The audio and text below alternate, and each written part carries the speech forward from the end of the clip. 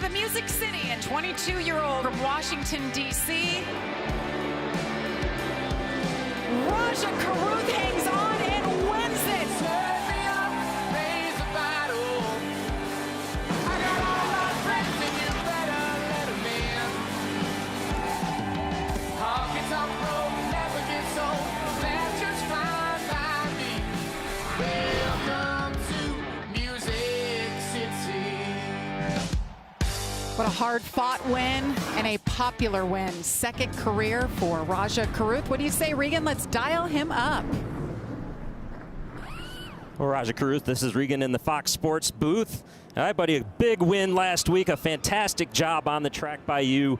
How's the week been, and what are you thinking about the challenges that Michigan's going to present to you today? Yes, thanks for spending some time, Regan. Definitely a fun week for sure. It's always nice to see everybody's spirits up at the race shop, and just got to say thanks to everybody at Inspire Motorsports and Chevrolet, but also our supporters at HendrickCars.com with Mr. H and Miss Linda and everybody at the automotive group. So this place is fun. It's fast.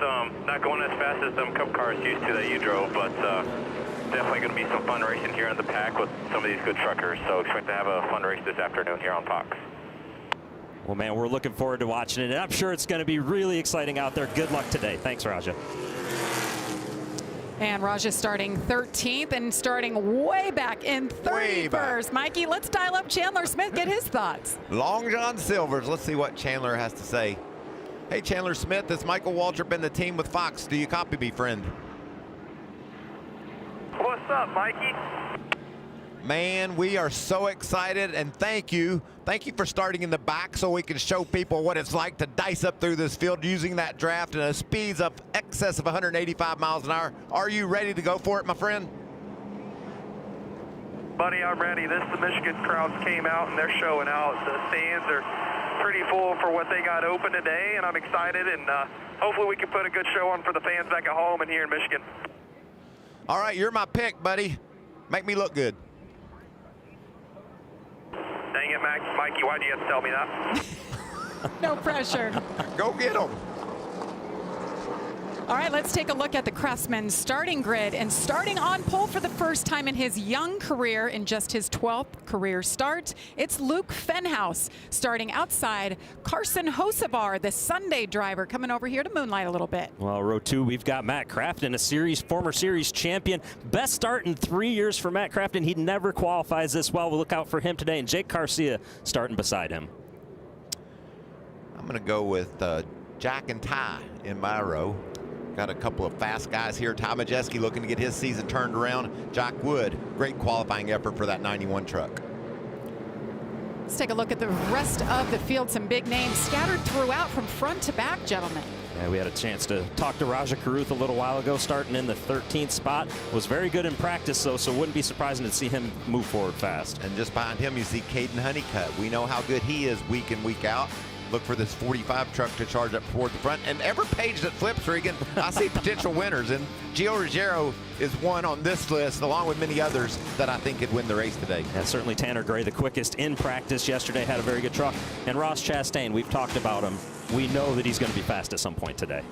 And rounding out the last 3 rows, we just talked to Chandler Smith. Keep your eye on the 38. You know we'll be talking about him. Let's say hello to our 2 pit reporters covering all the action today, Caitlin Vinci and Josh Sims. Good afternoon, Josh. Well, Jamie, for the first time in a long time, Corey LaJoie is not full-time in the Cup Series. He's run a trio of races this season, but he's mostly been focused on his work as an analyst on TV. That wasn't until an opportunity came to run 9 races with Spire in the Truck Series. And when I caught up with him yesterday after practice, he couldn't hide his excitement. He told me, Josh, I am just so excited to be back in the trenches, working to get my truck better, to diagnose issues and figure out how we can win races. And that right there is the key. He told me this isn't a springboard to get back anywhere. He said, I want to focus on the now, not just get wins for myself, but for his 3 young kids. And we'll see if he can do that today, Caitlin. Well, Josh, Corey Heim has had a very busy weekend. Found out yesterday morning that he would be the relief driver for Jake Finch in the ARCA Menard Series. Talked with Corey earlier today. He said, actually, those opportunities are great for drivers to get that additional unexpected track time. He said, I definitely learned some things I can apply to the truck race today. He ended up finishing finishing second in the race yesterday for ARCA. Now, of course, his sights are set on the Truck Series here today. First start for him in a truck at Michigan. He's the keeper of 4 wins so far this season. He'll be chasing win number 5 from the 7th position today. Jamie? Thank you, Caitlin. Have a good day down there. Michael, Craftsman track description. Well, this track is fast. We've talked about it. It's a drafting track. We know they ran wide open in qualifying. You can see they're only leaning on 18 degrees of banking in the corners on this 2-mile D-shaped oval. So you're doing a lot of hanging on, Regan, when you get down into these corners, trying to keep it wide open. Well, Michael, they're going to be hanging on, and they're going to have to hang on for 125 laps today. More laps than we traditionally have run with the Craftsman Truck Series here at Michigan. But take a look at the stage lengths. That's going to be important. The final stage, 65 laps. They will have to make a pit stop at some point within that final stage. You see the fuel window, 36 to 39 laps. That could be a key moment in the race for many of these guys, Jamie. Yeah, I love the fact this is the longest race we've ever had in Michigan with the Truck Series, 50 miles longer. And by the way, we haven't been here in 5 years. I can't wait to see what happens. All right, we've got a couple onboards bringing you all the action from the track. We've got Frankie Muniz with the Morgan & Morgan onboard starting 25th. And Lane Riggs in the 34. He's carrying the Ford Performance onboard, and he's rolling off 18th. What great pictures these are, and we'll provide to the viewers here today. Look at that. Just how compact that cat looks in there. He's all settled in, ready to start rocking this thing. Double check, make sure your gear fan's on here. Let's listen to the radio for Corey Heim. Hey, did anybody get up to the residue? Pace yourself and take care of your truck. We're gonna have to work our way to the top here early, obviously. I think it's gonna be big time top momentum race, so try to get up as soon as possible and see where it goes.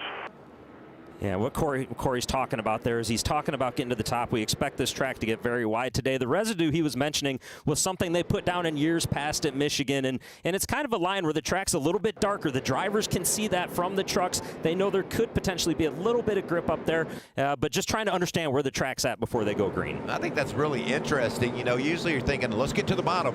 Corey Heim's thinking, let's get to the top. That just tells you what an unpredictable race this is going to be this afternoon. Such a beautiful day. 125 laps are ahead, 250 miles. Luke Fenhaus chose the outside here for the first time starting on pole in the Truck Series. Carson Hocevar will be starting to his left on the bottom. It's race number 13 for the NASCAR Craftsman Truck Series. Pace truck pulls off. Next thing they see is the green flag. Luke Fenhaus, Carson Hocevar, great turnout in the stands. Flag is in the air. We are racing at Michigan International Speedway. Fenhaus's truck got a little squirrely with him there when he punched the gas sideways, but he's got a nice little edge going into turn 1. Nice push from his teammate. Those ThorSport trucks all working together early. 4 wide, did we mention that earlier? Well, there it is, and it's going to happen a lot today. Amazing how quickly it happened with that 4 wide. We wondered where it would take place for the first time. 1 and 2, it didn't take them very long. Look at Jake Garcia. Battle for the lead here. Teammates side by side. That's Jake Garcia wasting no time at all as they're 3 wide up front. Oh, Jake got loose down there. You knew he would. Connor Mozak now taking a peek to the outside. And this is something we're going to see all day long. What happens if you get pinned to the bottom? You see Luke Fenhaus right there, truck to the outside in Connor Mozak. And now they go 3 wide in the corner. Carson Hocevar uses the opportunity to catch a draft and grab the lead. And there he goes, Carson Hocevar leading at his home track. That's what we expected we would see, Regan. You know, 3 wide and then the slide job, finishing the pass by driving up the track in front of the guy you're trying to get around. And those trucks 2 wide only create more of a hole in the air. And that hole in the air is what allowed Carson Hocevar to get up there. And we'll have to see. I was thinking maybe that they'd want to be getting to the top side, trying to keep the trucks from getting to their outside. But Carson said, nope, I'm going to take the bottom and go for it, as we see him now start to line up a little bit on the top side. Well, you can tell there, too, Regan. Mozak in that 81, he could have made a move on Hocevar. But sometimes it's okay just to settle in. There's our cat in the Long John Silver's truck we talked to. Chandler Smith racing with his teammate. Chandler's making some nice moves going forward. Hearing there may be an issue with Raja Karuth, Caitlin. Yeah, he came across the radio just a bit ago, said he thought he had a tire coming down right rear, so they've elected to bring him down pit road. You see him making the stop here to check, guys. Gosh, comes off the highs of winning last week and now early in this race has a tire issue on the right rear. See if we can hop on board maybe with Frankie Muniz and see exactly what we saw with, oh, look at that. Grant down on the bottom got really loose. Big slide up the track right in the middle of Craftsman. Matt Craftsman having to check up when that happens. And for Grant coming off of the bottom like that, it was just very difficult trying to catch that truck. And fortunately, everybody saw it happening. We saw how close that could have been a wreck. And I was talking about what happened just before that with Raja. You could see sideways there. Great call to get woe down into pit road because that thing was hanging out. How about Tanner Gray? Saved it there. He saw that coming, gets back in line.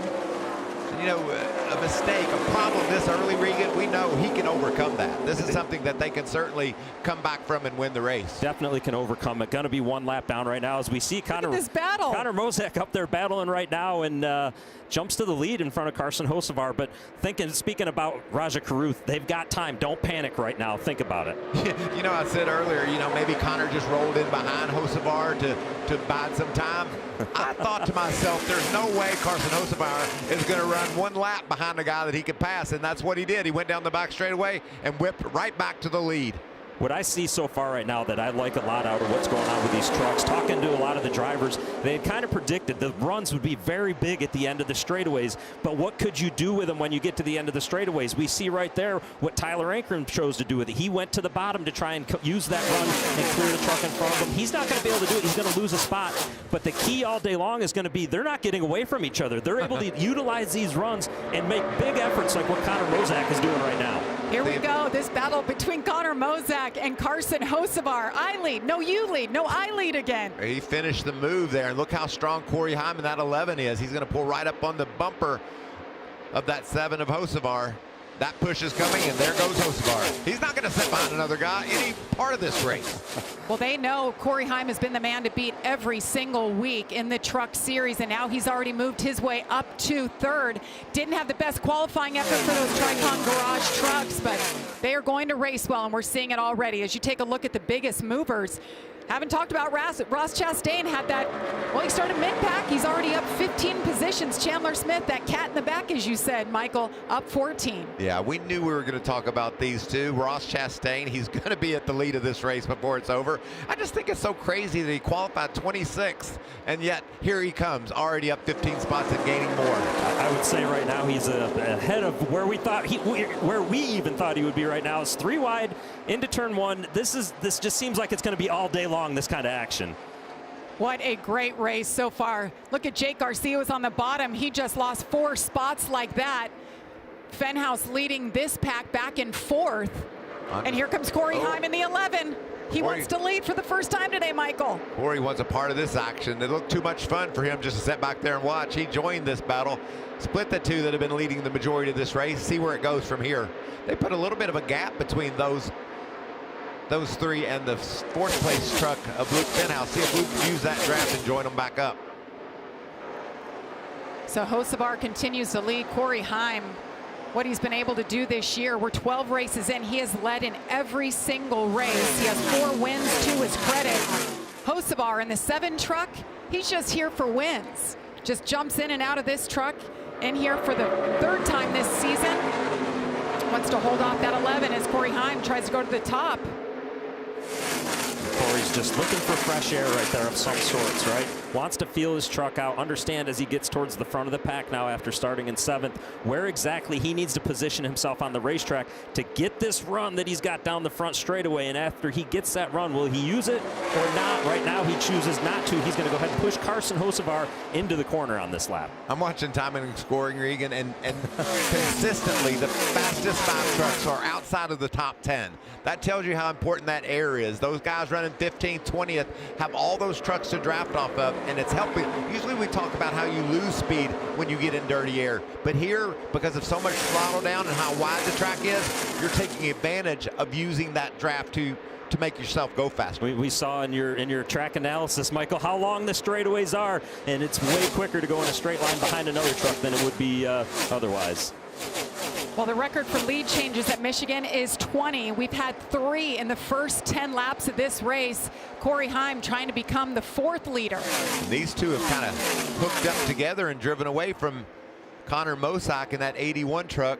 Fenhouse is trying to join that battle. He and Tyler Ankrum have been tied together for the last 6-8 laps, doing a nice job as they race for that 4th position. I'm really impressed with Luke Fenhouse, right? He starts on the pole. We saw him spin the tires just a little bit on the initial start of the race. Calm yourself down. You got pushed out to the lead. Okay, you lost the lead, but this is his first time at this racetrack at Michigan. So take your time. Learn how the truck's going to respond. Figure out what it's going to do, and stay calm for a little bit so you can report back to your team exactly how it's driving. Look in the 9th place on the scoring pylon. Ross Chastain is already into the top 10. What a great run early in this race for this 44 truck. And I got to tell you, Regan, I was a little concerned because he didn't really have any problems in qualifying, and yet 26 fastest was all he could put down. But now Ross Chastain is doing Ross Chastain things, Josh.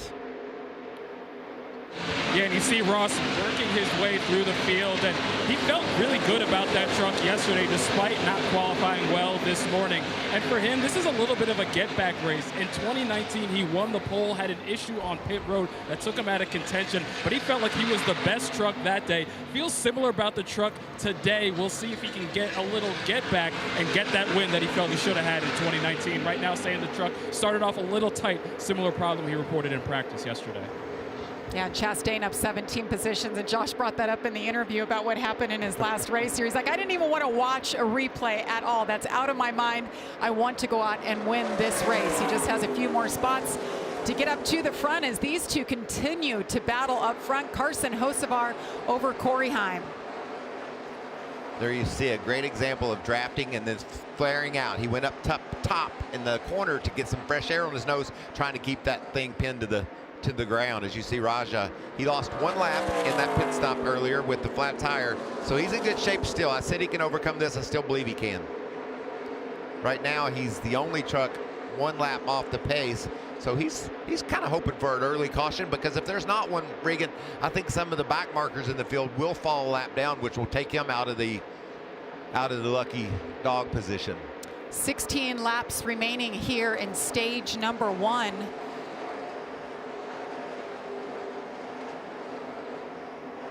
Carson Hocevar continues to lead. Corey Heim, Connor Mosak, Luke Fenhouse from Michigan. We'll step aside. You won't miss a thing as we go Fox side by side.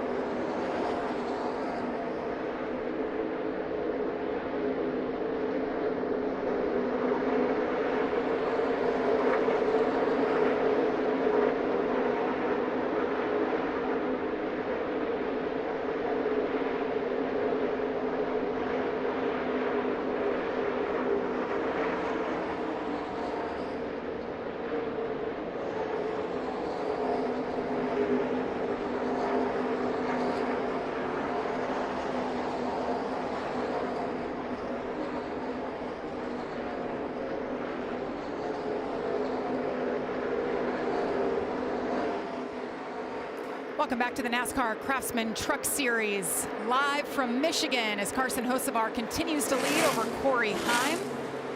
107 laps to go, 12 laps to go in stage number 1.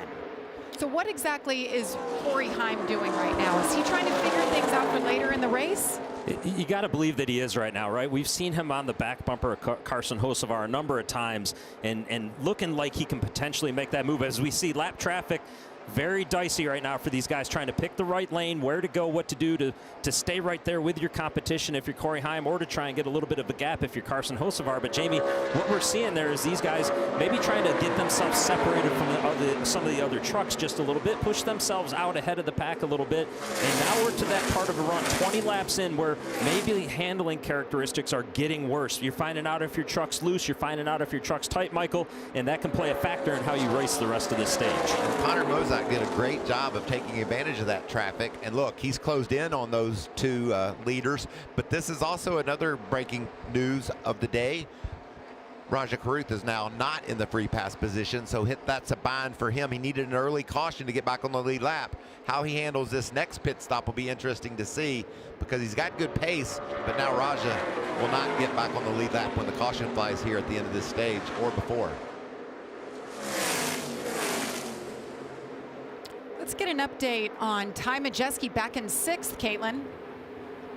Yeah, so far so good for him. I had a chance to talk with Ty, of course, our defending champion. I talked with him about the struggles he's had so far this season. He said it's been a really challenging year, but he told me this is the highs and lows of racing. He said 6 months ago, we were king of the series, of course, as the champion hoisting the trophy. Now he's yet to win this season. But he said this team usually does come alive in the summer months. So he told me he anticipates that will be the case this year. But he said if we had gone through a slump like this several years ago, I probably would have been down on myself, questioning my talent, questioning the team. But he said with this group, that never happens. He's very confident things will start to move in the right direction. And today, they're right now occupying that 5th spot. Jamie? Yeah, and that's a great point. He's had 6 finishes outside the top 10, but this team, this was kind of a duplicate of what we saw last year. I mean, ThorSport, it is kind of their MO. They wait till the summer months, things heat up, and then they start winning. And it wasn't until race number 15 last year, Michael, that ThorSport went to victory lane. Yeah, and you can see how the seasons have started.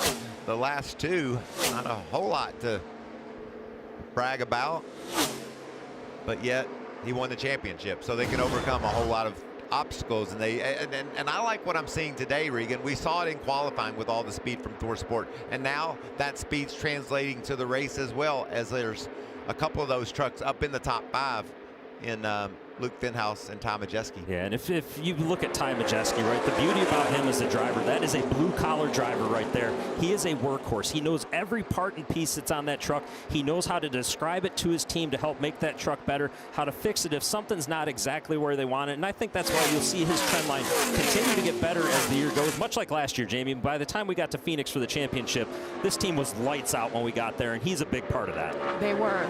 Well, Chandler Smith, the driver that started on the last row, he had problems in qualifying up to 13th. What are you hearing, Josh?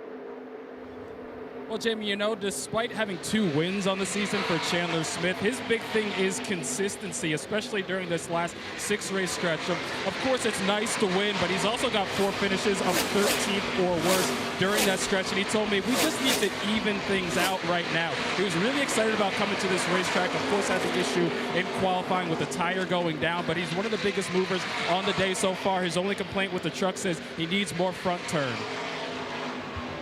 I have a feeling in about 6 laps we're going to be seeing a busy pit road with lots of adjustments for these trucks. Yeah, the more experienced you are, Jamie, the better that those adjustments will affect your truck. These drivers, such as Chandler Smith, who has a ton of NASCAR experience, he knows what he's looking to feel. He's able to talk to his crew chief, his team, and they can make decisions based on his feedback because he has so much experience. And something else to keep in mind for a guy like Chandler Smith or even Ross Chastain, both of whom have come from the back towards the front right now, they've had to work their equipment harder than maybe some of the guys at the front that can run the lane just like they want to. They've had to ask for a little bit more out of those tires, and that can affect the handling balance. And sometimes you get further up in the field, the handling's going to change again. So they want to get as far forward as quick as they can so they can get a good read on what it's going to be later in the race.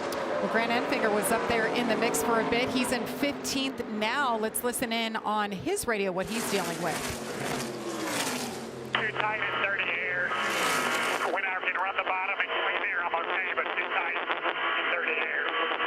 Everybody else is in dirty air. They're not going backwards. That's Jeff Stankwitz, the crew chief. He's reporting what his issues are, too. I told you that's another experienced veteran. He's able to tell exactly what he needs.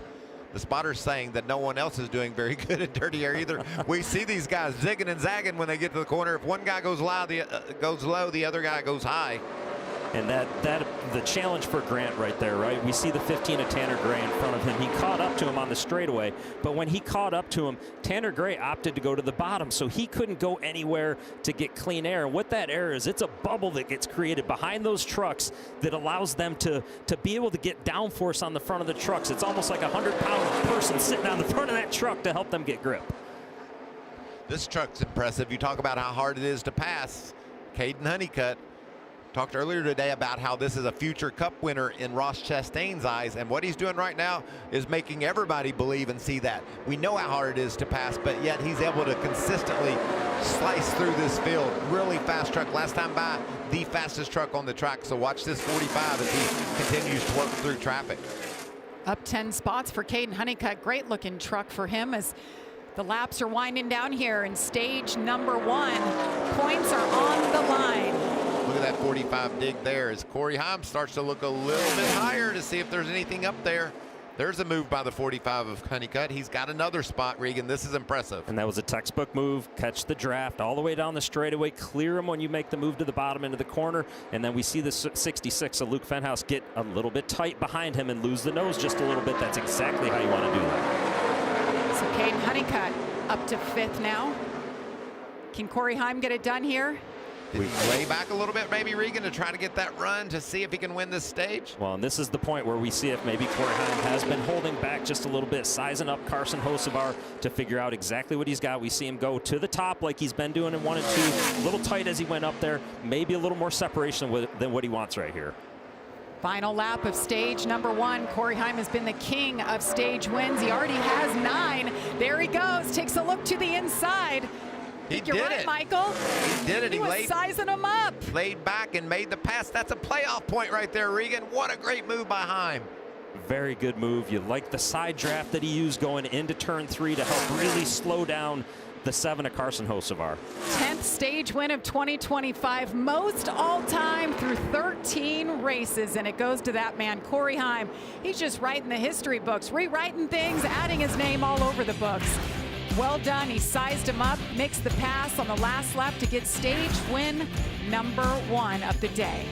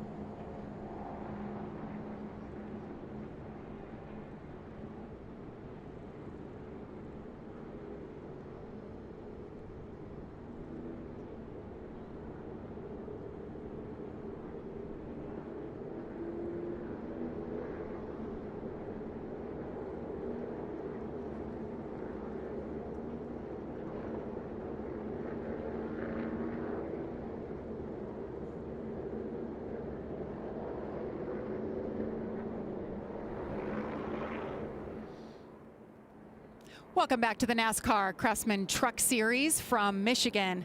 So just like that, stage one is in the books, and what a stage it was. 4 different leaders, and Corey Heim held his own, held on, just tucked in behind Carson Hocevar, made his move on the last lap to get that stage win, the playoff point, and now he has led in all 13 races this season. Pretty amazing stuff. Well, speaking of amazing stuff, the 2 gentlemen standing to my left, they know how to get around this place and find victory. Let's look at yours, Michael. Yeah, mine was really special. I have a really awesome Dale Earnhardt memory of winning this race that day, holding off Fox Sports colleague Tom Bodine, able to get around him late in the going and drive off and win the race. And the trophy in Michigan is really cool. I won the Cabela's 250, and it's 2 bears screaming at each other. That was a special day for me and my little team from Charles Ford, North Carolina. Tell me about your win, Regan. Well, it wasn't quite as exciting as the beating and banging that you had to do there, Michael, but nonetheless, just as special to me. Of course, Junior Motorsports back in those days is who I was driving for. And Kyle Larson, opportunity to go out there and beat Kyle Larson, which I don't know that I did that too many times in my career, so I try to take the opportunities when they're there to enjoy that. And certainly Kyle has gone on to great Cup success since that day right there. But what a fun racetrack, and what a cool place to race as we're seeing right now. You've gone on to great success. Look at you rubbing elbows in the booth. You're on pit road. I think I had the interview when you won that day. That brings back some good memories. It was definitely good memories, and I didn't get the roar, the badge that you got, but it was still a lot of fun, and the trophy was great. Yes. How about the last lap of that stage number 1, Corey Heim, right? I just think that shows you how talented and smart this kid is. He could have clearly gotten that move done on Carson before the last lap to see if it would have worked or not. But then Carson was just going to do it right back to him. So the fact that he just knew that he was good enough to patiently wait and do it on the last lap, coming to the green-white checker, that's pretty cool. Very tactical by Corey Heim, and we'll have to see if he uses that later in the race again. Corey Heim over Carson Hocevar, Connor Mozak, and pit road is open. They're coming your way, Josh. And let's start with the 44 of Ross Chastain. Started the race 26, got all the way up to 8th by the end of that stage, came over the radio and said the truck just too tight for him right now, so they're going to make a few adjustments to free him up and get that thing to turn a little bit better. Caitlin. Carson Hocevar in the middle of your screen, 2nd in the stage, 3rd truck start of the year, saying he was just free the whole time. He said, I could use a little more security in the rear, asked for a small adjustment. And then, of course, Corey Heim at the top of your screen made that impressive stage win, said really good the whole time, but maybe a little loose, requesting no changes, but they said they will pull a piece of tape off that 11. Jamie? Thank you, Caitlin. Yes, a lot of adjustments to these race trucks. Regan, to your point, they know what they have, they know what they needed to be better here for this restart coming up. Yeah, we'll see the two leaders right there appear to hold serve off of pit road, meaning they stayed in their positions. Nice job by their pit crews, and not going to be a lot of opportunities to work on these trucks today if you do need something significant, and we may see some guys that have to get a little additional work there. Absolutely. Stage number 2 coming at you. It'll be a 30-lap run, just like stage number 1. Can Corey Heim hang on? We'll be back from Michigan. Ride that horse.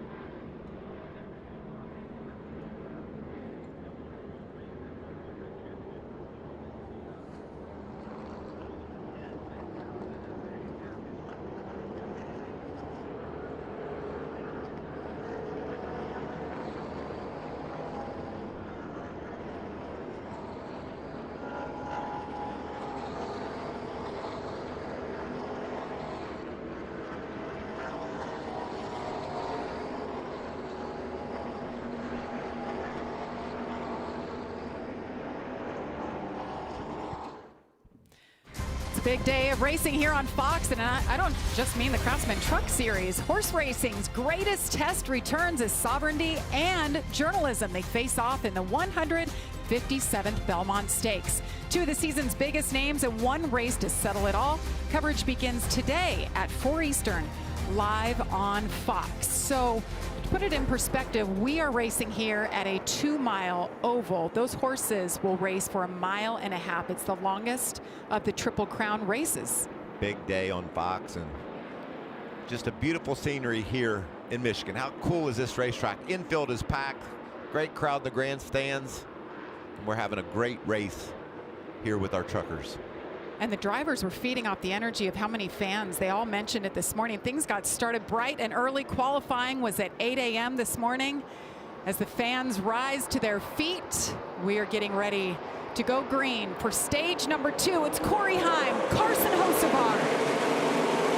Nice even start as Connor Mozak started on the front row. They're choosing up, and when they choose up, the lineup gets all flipped around, but this is the same action we saw from the very beginning. Hocevar behind Corey Heim on the outside. Connor Mozak has been so quick, wasted no time in stage 1 getting to the front. This is when those spotters are so valuable, Regan. Look how tight these things are. And we see the shove right now that Carson Hocevar is giving Corey Heim. Carson actually chose the outside behind Corey Heim, and you see why when they got to the back straightaway. Knew he would be able to push him out there, and they could clear for the lead right there, which is exactly what they did. Look at Ty Majeski, defending series champion, up to 3rd. Gio Ruggiero in that JBL truck, the bright orange truck. He's made his presence known up there toward the top. Oh, look how close that is. Tyler Ankrum tried to cut off Ross Chastain. Not only did he try to, he did. He cut him off, he blocked him. And the result from that move, right? Ross Chastain loses all of his momentum. He's trying to get back up in line. He chooses to do so in front of Chandler Smith, but we saw how tight that got right there. As he tries to throw another block on Chandler. Chandler's not having it this time, though. Chandler makes the move, gets around Ross Chastain. Had a little help maybe from Daniel Hemrick right there in the 19 truck. And we're going to continue to see that get more and more aggressive as the race goes on. The pushes, when you make the moves, how you try to get past the guys in front of you, they are going to be more critical. It's going to be more important, as we're seeing right here. Very aggressive pushes down the front straightaway. And pushes for the lead, too. Ty Majeski trying to give Hocevar the push he needs. He loses momentum. And here comes Connor Mozak again. Wow, just great racing. Caden Honeycutt's going to flare up high in that 45. He's joined this battle. And we saw this during the initial start of the race, how packed up these guys got towards the front. It took until about 15 to 20 laps in to the run before maybe there was some separation. The difference is a couple different players up there right now. Ty Majeski in 3rd. What's his truck going to do as the run gets longer? Caden Honeycutt right there was on the move. He had Gio Ruggiero in that 17 cleared. Lost that momentum, gave up that spot, back to 6th.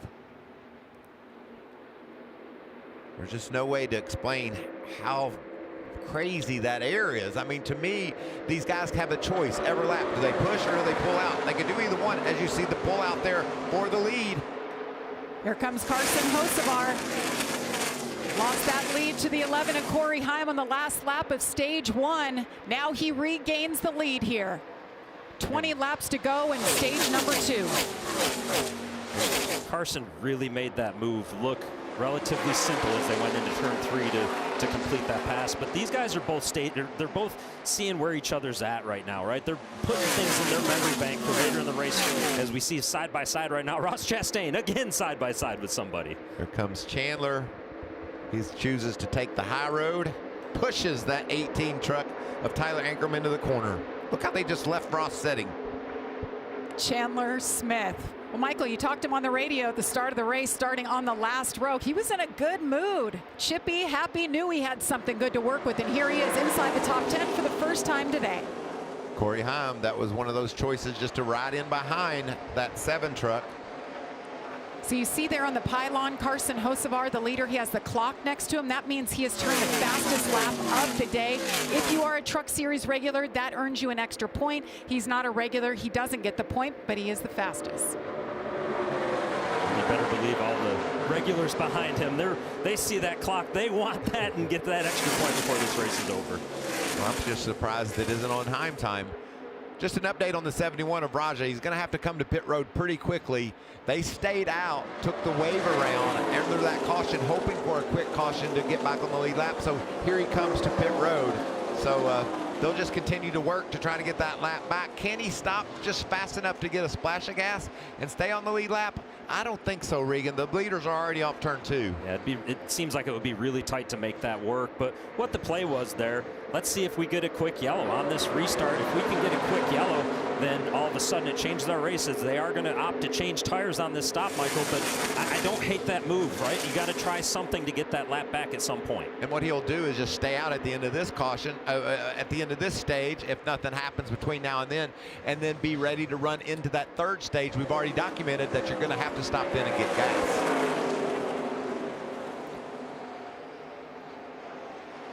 This battle back here for 12th. Got Daniel Hemrick, Andres Perez, Lane Riggs. Haven't talked a whole lot about him as we go on board. Goes to the inside, picks up, tries to clear Andres Perez. He does for 13. I wouldn't say he did so Not quickly. And that's the challenge with making the pass on corner exit, is that the truck on the outside is he's actually going to lose a spot here. Grant Enfinger puts him 3 wide. Now can Grant complete it or not? He's going to come up next to him and get the side draft off of Grant, try to slow him down even more than he already was. But you see what happens. Grant chases him to the bottom, and that side draft just affects both of those trucks as it's getting wild up here. Matt Crafton said, I see it opening, and I think I'm going to take it. 18 truckers in the field have never raced a truck here. Meanwhile, the guy in the 88 right there making that big move. His 20th truck race here at Michigan. Wallace Allen in that one truck. He joins this battle, gives Riggs a shove, leaves Matt in their dust. As we look at the battle for 4th on the other side of the screen, Gio's really fast right now, trying to get under that 45 of Caden Honeycutt. Didn't quite get there, Regan. Man, just a game of inches, isn't it? It really is, and that's why as the race plays out, it does get so incredibly critical to have that communication with your spotter to be able to make those clears when the moment comes. And we could see mistakes on that as the race plays out, that you think you're clear, you try to take it, your spotter doesn't say it, you turn yourself into the fence, and they're going to have to be very careful as we get further into this thing. Matt Crafton had a decision to make here, and watch, Regan, when he flares to the inside, Lane gives him a little block. And wow, did he really have to go down toward that grass? And definitely a bold move by Matt Crafton right there, and unfortunately it didn't pay off for him though. He lost spots when it was all said and done out of that. Three truck tandem here for the lead. I really like what I'm seeing out of that 98 truck of Ty Majeski. It was getting better the longer we ran, but also looks like they went the right direction with the adjustments. Yeah, it's something else to keep an eye on. You see the nose of Carson Hocevar's truck right there. That's debris. We see that on these tracks occasionally. Maybe it's a hot dog wrapper or something like that. He'll have to keep an eye on the temperature in that truck. If it starts to climb, if the engine temperature climbs too much, he's going to have to duck back in behind these other trucks. The good news is we've seen them dicing it up quite a bit today, so it should be relatively simple to get that off of there. You know how easy he's going to be able to get past, Regan? I mean, it's just usually as he wants. Usually at a racetrack, you know, you got to slow down and wait for somebody to come get ahead of you so you can get that debris off, but he's just in a good spot now. I'm sure if anything starts to happen, he will just simply let off the gas a little bit and let them run by him, and the air from the other trucks will suck that debris off the nose of the 7 truck. So we've had 4 different leaders today. Carson Hocevar, who continues to lead in the 7, has led the most at 35. Corey Heim led 11 laps today. Connor Mosak 1. And Luke Fenhouse was the pole sitter. He led 1 lap. 11 laps to go here in stage number 2 from Michigan. Carson Hocevar continues to lead.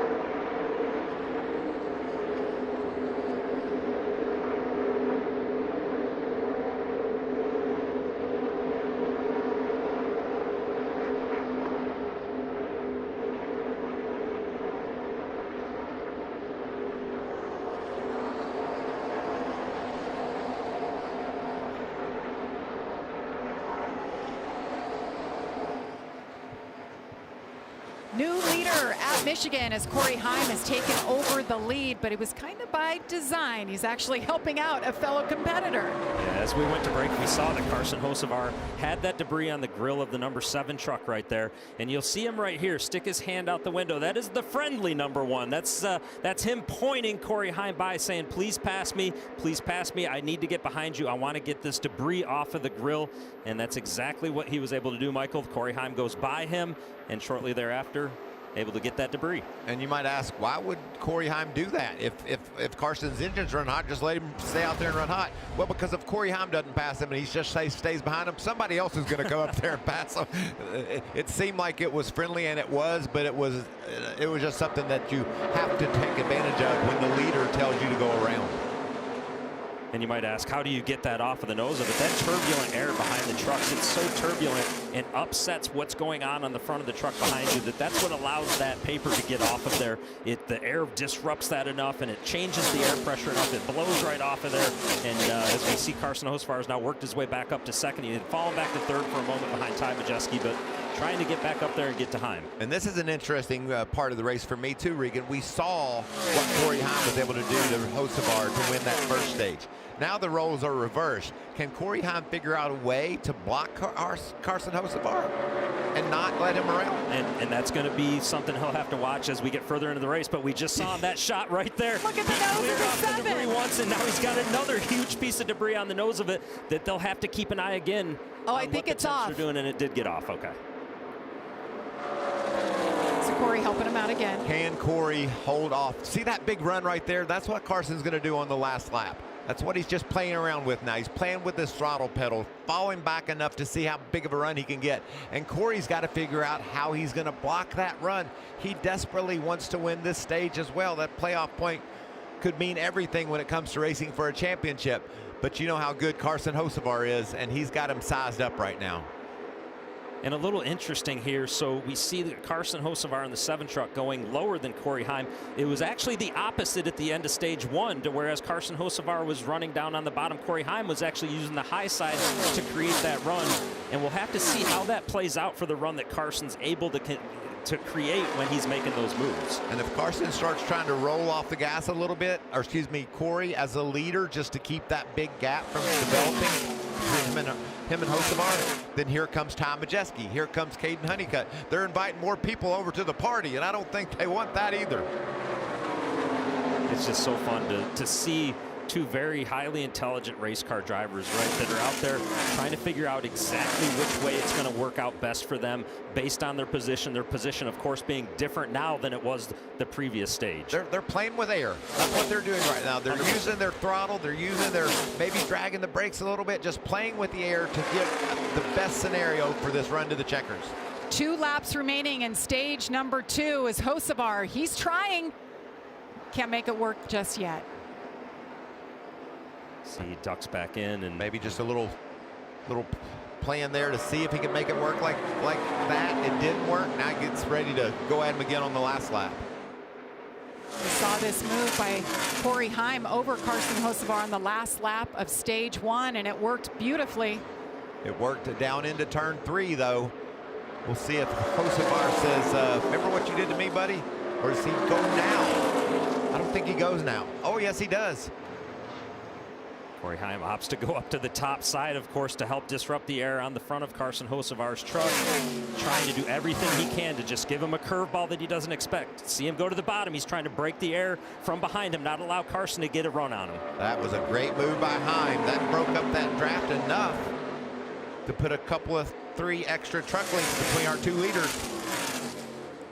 Coming off turn 4, flag is in the air. Wow. Corey Heim, for the 4th time this season, he has swept both stages of a race. Masterful job working the air, Regan. That was a great explanation of exactly what they were doing and working together there or against each other to get that stage win. Corey Heim back to doing Corey Heim things. Picks up his 2nd stage win of the day. He holds off Carson Hocevar. We'll have pit stops on the other side.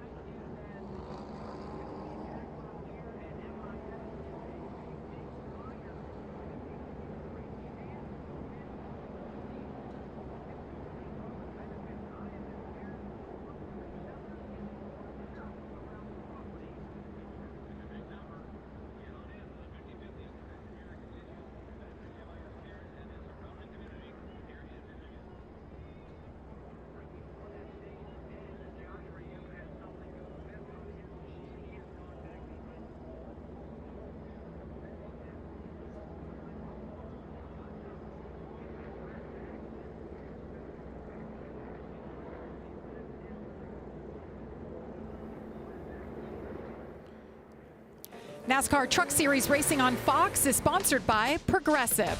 Progressive protects your home, auto, boat, motorcycle, and RV, and could save you money. Let's take a look now at our Progressive race summary. Corey Heim, the leader. We've had 4 different leaders. He's led 24, but it's Carson Hocevar who's led the most. And I think that lead changes at 6 right there. We very easily could be up around 15 or 20 right now had those guys been taking every run that they could. But certainly a race in which guys are sizing each other up as they're planning this thing out, and been a lot of fun so far. Another part of our Progressive race summary is on that caution, Rajah Caruth, our last winner in the Truck Series, he got his lap back. He will be the free pass and wave his way around and make his way onto the lead lap. And he's had a fast truck. I've been watching his lap times, Regan. He's got something to contend, but I talked earlier, we need to make those mistakes, have problems early and get them behind us. It's taken him all the way to the end of the second stage to get back in position to go race these guys. We'll see what he's got. There's that beautiful HendrickCars.com truck. Guys, the wait over the last 5 years was worth it. The truckers have been away since 2020. So glad that they're back at this historic track. I mean, not just the biggest names in NASCAR have won here. It's the biggest names in open wheel racing as well. This place has just been around, and it, you know, it never fails. Big pit stop here. We can't have a mistake. Got to make sure we execute on pit road. So we talked a lot about Heim and Hocevar and them passing each other, working together to get debris off the nose. They have a little bit of a history, Michael. Regan, you were on pit road for this one back in 2023. Yeah, that one really got on my nerves. Just drove in there and made a mistake, you know, and I guess it was a mistake, and he just wiped out Corey Heim that was going for a championship. And Corey Heim said, well, if I'm not winning it, you ain't winning it. Yeah. And these guys have had sort of bad blood ever since this night in Phoenix, and I don't blame them. This, you know, you got to roll up your sleeves every now and then, and Corey rolled his up and said, I'm taking you out now. Well, and I guarantee that they're both remembering that right now today. They want to beat each other today. Absolutely. A lot on the line. They're coming your way, Josh. We'll start with the 45 of Caden Honeycutt. Fired off tight during the first stage, made some adjustments, and he said the truck was actually tighter firing off during that last run. Team said we're going to make some air pressure adjustments to help him out. Felt he needs just a little bit more to be able to run with that top 3 trio. Caitlin? Well, looking at Carson Hocevar in the middle of your screen, he was at water temp 220. Optimal temperature is 180 to 210, so he felt a little down on power since he overheated. Also said he needs more front turn. The rear is fine. His crew chief assured him that engine is okay. Now looking at Corey Heim at the top of your screen, saying just a tick free, lacking maneuverability overall, wants to be secured up a bit. His crew chief said they'll make an air pressure adjustment for the 11. Jamie? The 11 crew got it done last time. They get it done this time. Corey Heim out front. And the rest follow suit, Michael. Looks like Caden Honeycutt maybe popped up a spot. Yeah, he did. That's been a fast truck. Have my eye on him. We'll see what he can do now that he's going to be in that second row, maybe even on the front row if he chooses to be. All the adjustments are in the books. We'll probably have at least one more stop. We have to, as you see the pit crew. Look at this. Yes. They celebrate every time. Got it done. Heim time.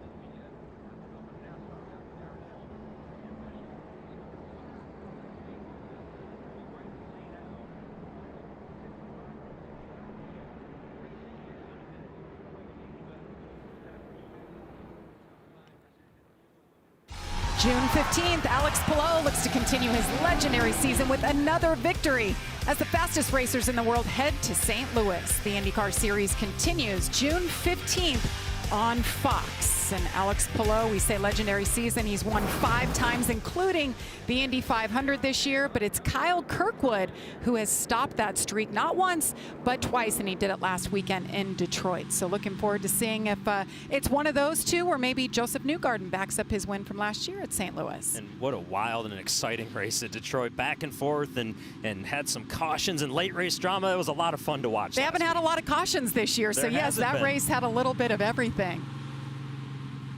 Well, Michael, you were busy this week. You were down in Atlanta. Yeah, talking about a little bit of everything. We sure did have a good time this past Tuesday in Atlanta when we renamed the Atlanta Motor Speedway with fireworks and all. Look at that. To the Echo Park Speedway.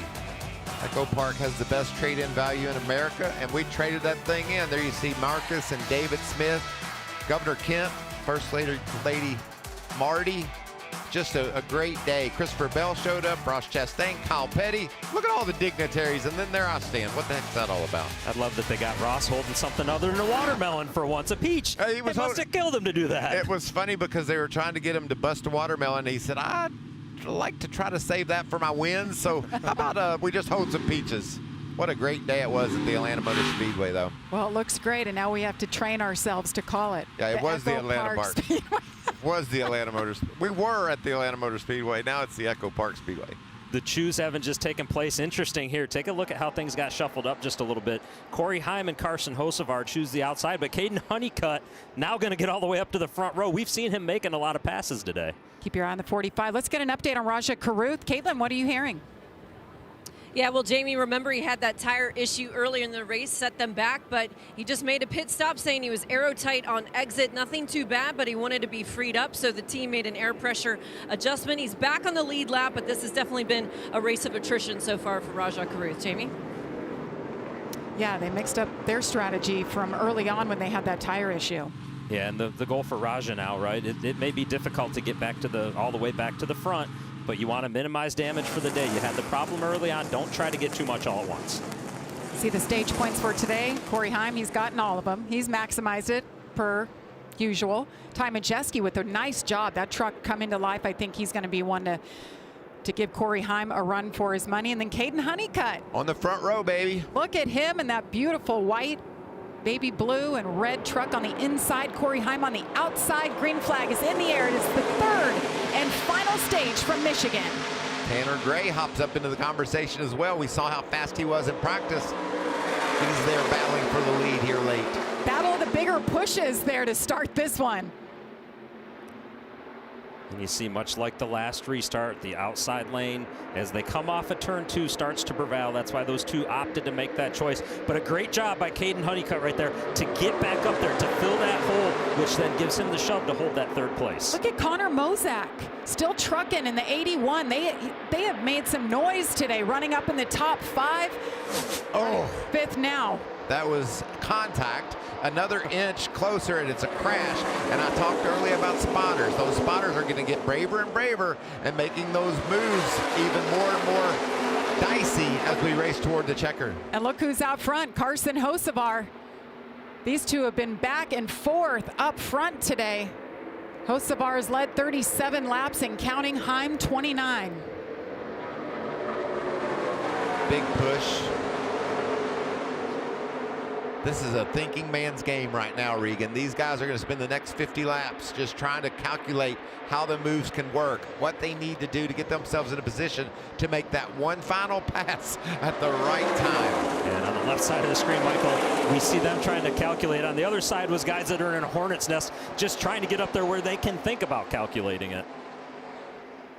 Those 4 trucks there, since about midway point of the second stage, have been the 4 fastest as I look at the scoring monitor lap after lap. So the cream has certainly risen. We see here a great push. Corey LaJoie trying to get into the conversation. I just been surprised a bit that Lane Riggs or Chandler Smith, either one, haven't been able to make their way to the front, Regan. Week in and week out, we talk about those guys. Oh, Jack Wood goes around hard into the outside wall. Caution is out. The first for incident. I don't think it was too hard, so hopefully he can drive around and get her tuned back up. You see a lot of damage to that left rear. Jack Wood was 21st at the moment of that impact. He's going to bring it to pit road. She scratched up, Michael, but doesn't look too bad to your point. Kind of tracking okay. There'll be some flat tires and some skint up sheet metal on that left side. See if we can catch what happens to Jack. Whoa, that's classic just loose, right, Regan?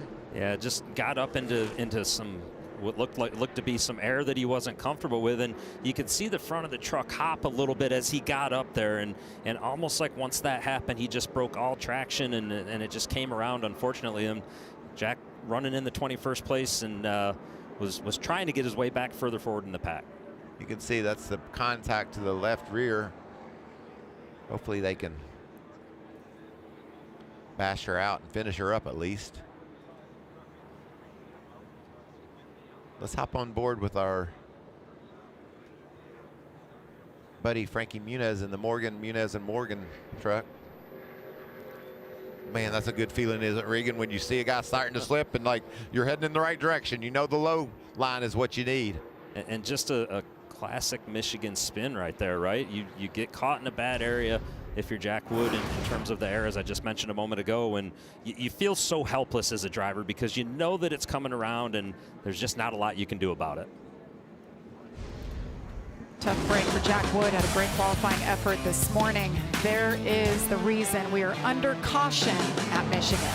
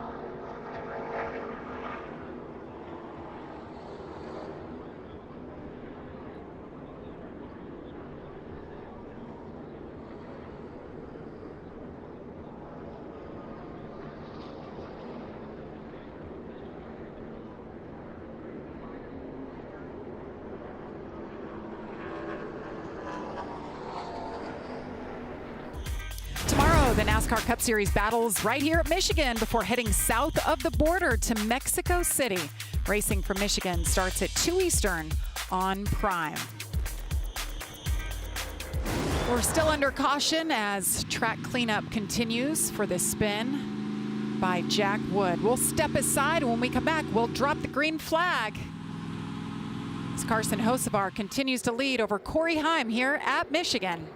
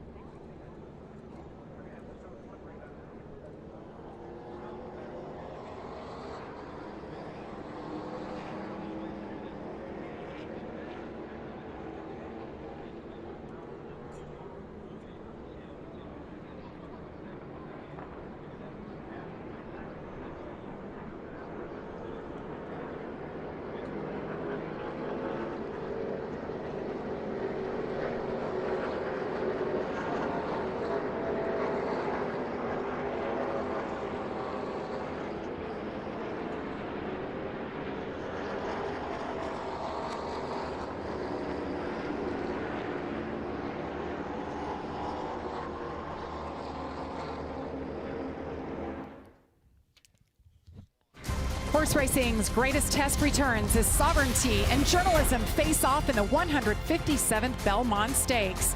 Two of the season's biggest names and one race to settle it all. The coverage begins today right here on Fox at 4 p.m. Looking forward to that. So much racing action on the network today. Hope you're enjoying it. Glad to have you with us. Jamie Little, Michael Waltrip, Regan Smith. We have Josh Sims and Caitlin Vinci on pit road.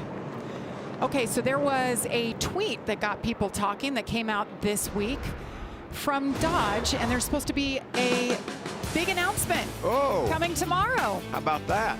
You know what I'd like to announce? Cletus McFarland is going truck racing. He's going to zig and zag and fly like a bald eagle. What do you think, Regan? Well, certainly anything we can do to have more manufacturers in the sport would be great, and we'll have to see what they're getting at with their truck that they were showing there. We're looking forward to hearing that tomorrow as we get set here. 49 laps to go in this race. Carson Hocevar, Caden Honeycutt. A couple of teammates lined up there low. So Heim opted to push Look at that Hocevar push. out front. Got teammates on the inside. Ross Chastain has entered the fray, guys. Golly, this is tight. And it's just going to get tighter, right, Regan? Certainly is. And Caution is out. Raja Karuth. Gosh, it's been a day for him. Last week's winner had a tire issue early in this one, was off sequence, and that is a big hit. Yeah, that'll do it for that truck. And that's the unfortunate part about restarts, right? Cautions can sometimes breed cautions, and we see up front how aggressive it's getting with the pushes and trying to get a truck out front, and it only gets worse. The further back in the pack you go, the more of that you get. Remember the utter joy and excitement out of that team a week ago as Raja just drove a perfect 42 for that. drove a perfect race. He said something about Matt Mills in the 42 had a part to do with what happened here. Let's hop on board with the Morgan & Morgan Munez team. Oh. You're right, Michael. He mentioned Matt Mills. Yeah, I think that Raja tried to squeeze down a little bit. See if we can see another look. That's a little late. Yeah, it appeared that they were going to end up 3 wide there, and I'm not sure that Matt necessarily knew that they were going to be 3 wide there, and Matt was on the outside. But as we look at this view again here, you'll see on the right side of the screen, Matt Mills, it appears there's room there, and he comes down just a little bit. And that's enough to upset Raj's truck right there, which then ultimately ended up in him trying to save it. And as he saved it, it went up and slapped the right rear and then fouled it with the right front of the truck. And you said it. When these restarts start happening over and over late in the going, you just try to take more chances and more chances. And sometimes you just don't get you don't have the room to try to do what you were attempting to do. That looked like a racing deal. I can't really pin that on Matt. You know, it's just certainly nothing egregious. Holes closed there. up. Yeah, it was 2 guys trying to go for the same spot basically, and unfortunately for Raja, he got the worst end of that deal. That was back in the battle for 20th. As you see them assessing the damage on Raja Karuth's truck. And I think what we just saw there is also something that's going to be important as we look further into the race on these restarts, and as they continue to get crazier and crazier, it's going to be moves like that to where, you know, the spotters have to try and help predict when they're going to be 3 wide and what's actually coming, how the runs are coming, and it can get very difficult from different angles on the racetracks. Keep in mind the spotters are roughly at the start-finish line area.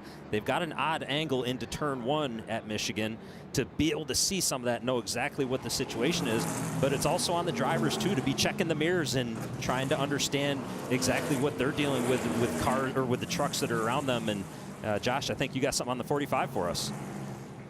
Yeah, just an update on Caden Honeycutt and that fuel window when these guys are going to come in and pit. Just came over the radio and the team told them still about 8 laps away when that caution came out from that fuel window opening up. Similar sentiment for the 38 of Chandler Smith. So these guys are very aware of when this window opens up and asking for the information from their team so they know when to be ready, guys. Yeah, and that's good info from Josh right there, because we do know they can go roughly 38, maybe 39 green flag laps with these trucks, and not quite to that window where you would think they could make it work, as he just said right there. But who knows? Maybe there's going to be a gambler. Maybe somebody wants to try something. Getting word that NASCAR has closed the pits, so what would you do, Regan? Maybe take a chance if you don't have track position? Well, it would appear if we look at the guys on pit wall that some guys are thinking they're going to take that chance. And you know, I think, Michael, the main thing you've got to figure is how many caution laps will we get, right? And how much can you save during those caution laps? We've just seen that one caution has immediately given us another caution. The issue is if it goes green flag, you know that you can't make it. And if you have to pit under green, then it's kind of pointless at that moment. To do that unless you can shorten up that final pit stop if you're willing to maybe not do tires. Well, we just saw Raja Karuth take that heartbreak of a left turn back into the garage, so his day is done. Well, tonight it's baseball night in America right here on Fox. Another chapter in America's greatest rivalry unfolds as the Red Sox take on Aaron Judge and the Yankees, or the Padres battle the Brewers. Check local listings for the game in your area. That's tonight, 7:30 Eastern. On Fox. We got racing, then we've got horse racing, then we've got baseball. A little bit of everything for you here. It's a good Saturday afternoon, I'll tell you that. Pits are going to be open this time by. I think you're going to see a lot of people take advantage of that. We haven't seen a whole lot of lap time fall off, Regan. I think that's the key to some of these teams maybe thinking get these tires and get some gas and then see how the cautions fly after that. What do you think? I think at this point you got to do what the trucks in front of you do, right? If the leaders do it, then evidently you've got to do that. If you're back around 10th, maybe you think about doing something different if you don't think you can find your way forward at some point. Those trucks that have made their way to the front have just camped out there. Nobody's been able to mix up what's happening up front. Looks like we're going to have just what we thought, a mixed bag. Oh, just kidding. Here comes Daniel Hemrick. Now all those trucks in the back will come. So the leader stayed out. Everybody else decided to make a run for it. And once Hemrick peeled off, it set the tone for what they were going to do. Josh? Well, it's been an up and down day for the 38 of Chandler Smith. Battled his way into the top 10, elected to come in now and get that fuel with their window opening up. We'll see if it helps him out the rest of the way.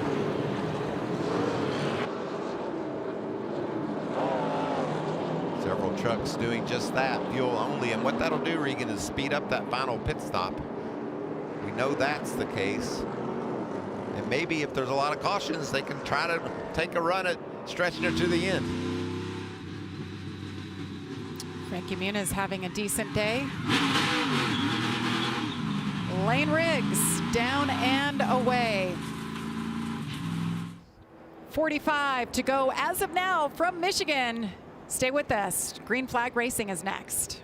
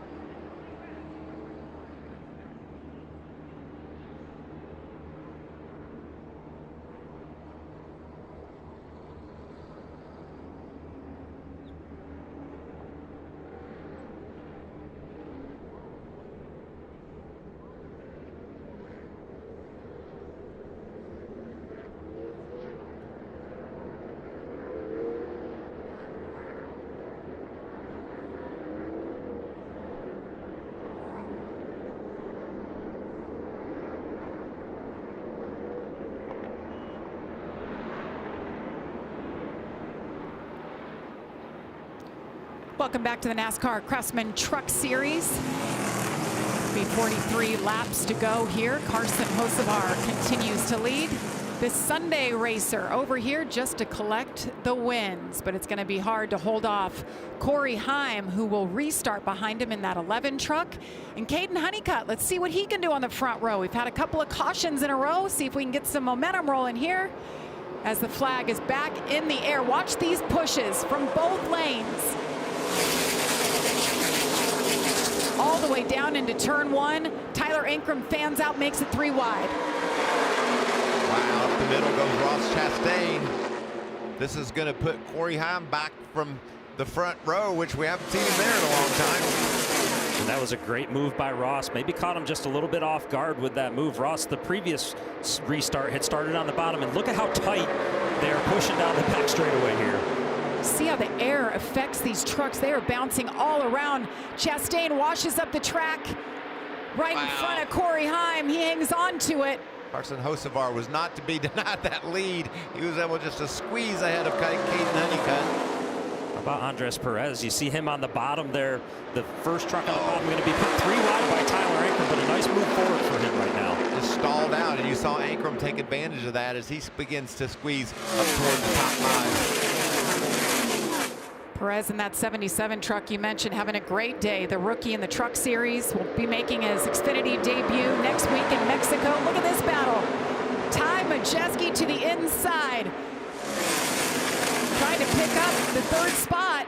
Corey Heim on the rebound. We saw him get around Ross Chastain, continuing to march back toward the front. Caution is out again. Another 2 damaged race trucks. Morgan Baird, one of them. The 02, Nathan Bird, the other. Wow. Guys, we hear caution breeds cautions. I think we've had that. This is the 3rd time in a row. And some significant damage there as we see to the 02 of Nathan Bird, and certainly significant damage as well for the 2 of Morgan Baird. So half a truck left. We talked about 38 laps, but with caution flag laps, I think we pit now, and we're going to see a big mix-up in the lineup. This really, really helps Lane Riggs. He's got his fuel. He'll stay out. Let's see if we can look at the top of the screen, see the 2 trucks. This was back here in 28th and 29th. Near the back, looks like Baird gets loose and just they take each other out. And almost seems similar to what happened to Jack Wood earlier in the race for Morgan Baird there. Just you get into those air situations where you don't exactly know how your truck's going to respond. Maybe you haven't been in that spot earlier in the day, and once it comes around at 185 miles an hour, it doesn't take a lot to get it upset, and it's just so difficult to catch it. And you can see at the top of the screen there, top right of the screen, the 02 of Nathan Bird making his contact with the wall after he got contact previously. Well, we went 70 laps without a caution for incident. Now we've had 3 in a row. And we're just continue to log caution lap after caution lap, really changing the strategy. I think we will see the leaders pit here. Yeah, and I'm with you, Michael. I think that it's close enough now. We've seen that maybe we are going to have a little bit of a caution flag trend.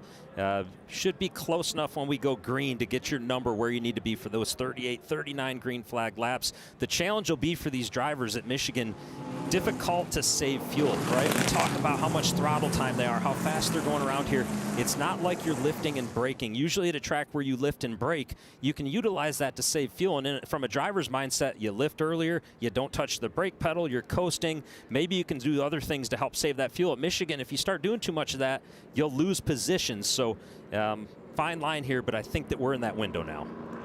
See if these teams are up on the wall trying to get prepared for a pit stop. Looks like we're going to see some takers. Sometimes they'll fake you out, though, won't they, Regan? They'll get up there and act like they're going to pit. We have seen some of the best actors in all of sports on pit road right here, and I don't know that that's what we're going to see this time, but definitely worth keeping an eye on with these leaders when they get to turn 4. Pit road is open, and the last go-around, Lane Riggs was one we talked about, worked his way up into the top 10. He had trouble on pit road again, something we saw last week at Nashville.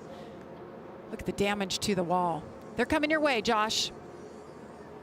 Let's get the 44 of Ross Chastain. That truck has been too tight all day long. Either way, it's going to be fuel only on this stop. Well, Josh, Corey Heim in the middle of your screen said our truck just shut off like it did at Miami. He said, I don't know if it's a fuel pickup issue or what. So he said the dash did stay powered up on that 11. So they're going to try and see what that could potentially be. Then for the leader, Carson Hocevar, he didn't give any feedback yet on that truck. But so far he's in a pretty good position potentially to get his 6th career win, guys. Like we saw a lot of 4-tire stops there, Regan. Corey Heim just now leaving his pit box. That caught my attention when Caitlin said they had that issue where it just shut off again, like in Miami, where... That was wild, wasn't it? It was. He had it won, right, Michael? And he hung on. This is wild right here. That's quite a bit of damage. See Daniel Hemrick and Chandler Smith on the left side of your screen, plus 10. Got to believe that that was either 2 tires or even potentially gas only on those trucks. And Michael, you predicted it before these pit stops. It was going to mix the field up well. This is the most mixed up that we have seen it all day long, and is going to make this next restart even more intense than the previous ones. We're going to find out how strong Corey Heim is and how tough it is for these drivers to make moves, because there's going to be a lot of trucks up toward the front that weren't there earlier. And as you mentioned, trucks up to the front that weren't there. It's going to be guys that maybe you don't know how they're going to react with these moves when these moves come, and when these moves at the end of the straightaways are so big, the runs, and certainly something we'll have to keep an eye on. So I was mentioning that Lane Riggs had issues on pit road last time he came down. Let's take a look at what happened. Michael Regan, very similar to what we saw last week. It just looks like a shock issue maybe, Regan, where the tire just doesn't fall out of the fender. And we knew he had a new truck last week, and the fact that they just didn't have the fenders where they needed to be, and it caused them problems. And we know how fast he was last week. Watch here. Again, just a little bit of problem on the right front. Yeah, very looked like a very similar issue. This was the 2nd stop last week at the end of stage 2, and maybe a little different here. This one, you see the jackman asking him to turn the wheel to the left. He's asking the driver to turn the wheel to the left so it can clearance the fenders. But I think what we just saw today was, as you said, Michael, more of a shock issue. The tire didn't drop out of the fender wall, and took even a little bit longer in terms of getting that to fall down, so the tire changer could get that off of there. This running order is we're going to see Corey Heim outside the top 15, fast trucks, guys that have been up there all day in the back. Gio Ruggiero, I'm going to look at that name, Regan, because he's been in the top 5, top 10 most all day, and he's made his way up inside the top 2. This kid's done a good job. We'll see how that plays out in the late going for him. And the thing, Regan, that makes this so crazy is we know just things are going to get more and more intense. And now we've got fast trucks in the back, guys that haven't been so fast up front. What a mix-up this is going to be. Well, Ross Chastain, one of those that just pitted on lap 86th back in 18th. Let's get an update. But first, before we do that, Josh, we are going to bring him to a halt. The red flag will come out. Repair work on that safer barrier ongoing. So, Josh, what are you hearing now on Ross Chastain? Yeah, so on that last stop, the plan was originally, according to crew chief Wally Rogers, to just go with fuel only. But Ross, right before they came into pit, came over the radio and said he really wanted those 4 tires. I believe that could be the difference for them. And when that comes up, the driver wins out. So Ross got his tires, Jamie. So he got the tires, and now he has time to sit and think about the ending to this race. Well, and Wally Rogers, I got to imagine you're sitting on the pit box, and your plan is to go fuel only when your driver is Ross Chastain, and we know the success that Ross has had at the Cup level, and of course winning the Coke 600 2 weeks ago. If your driver says he wants 4 tires, I think that you're going to listen at that moment. You're going to throw a little bit of an audible there and give him exactly what he wants to think that he needs to have to go to battle with at the end of this race. It's Wally Rogers, been around a long time. That guy sitting on the left side of the pit box. As the drivers sit in their trucks on the track, work ongoing on the safer barrier. We'll step aside. 38 laps to go here at Michigan.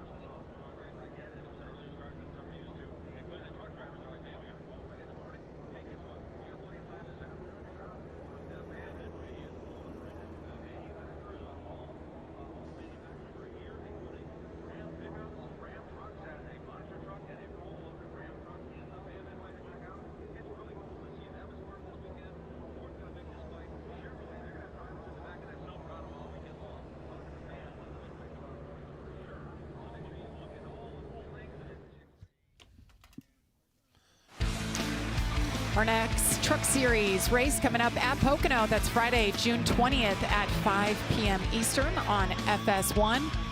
What turn 4? It only has 3 turns. Look at that place.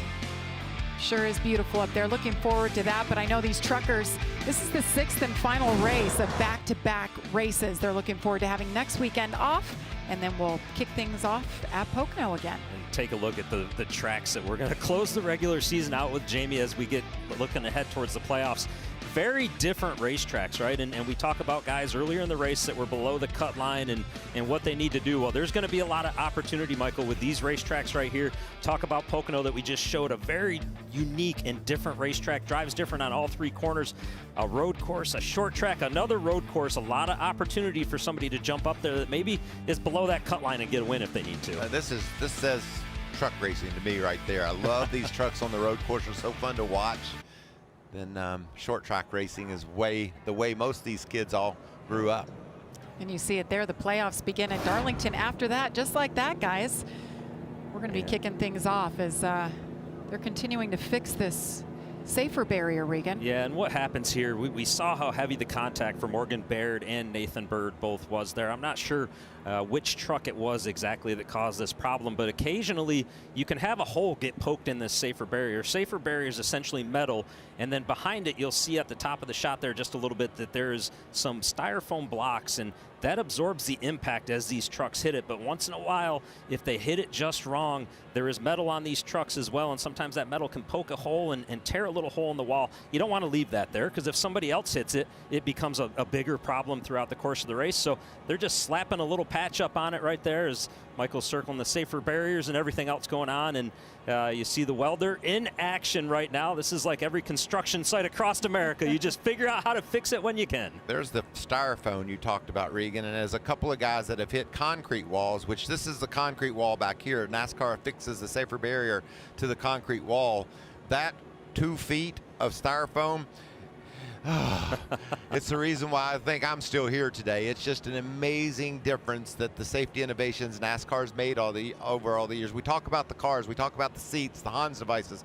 To me, that's number 1 right there, getting rid of those concrete walls. And these guys that are welding the fence back together so we can get going racing, great job by them. Let's see if we can see the impact here that causes this mess. There they go into that outside wall, upwards of 180 miles an hour. That's going to leave a mark.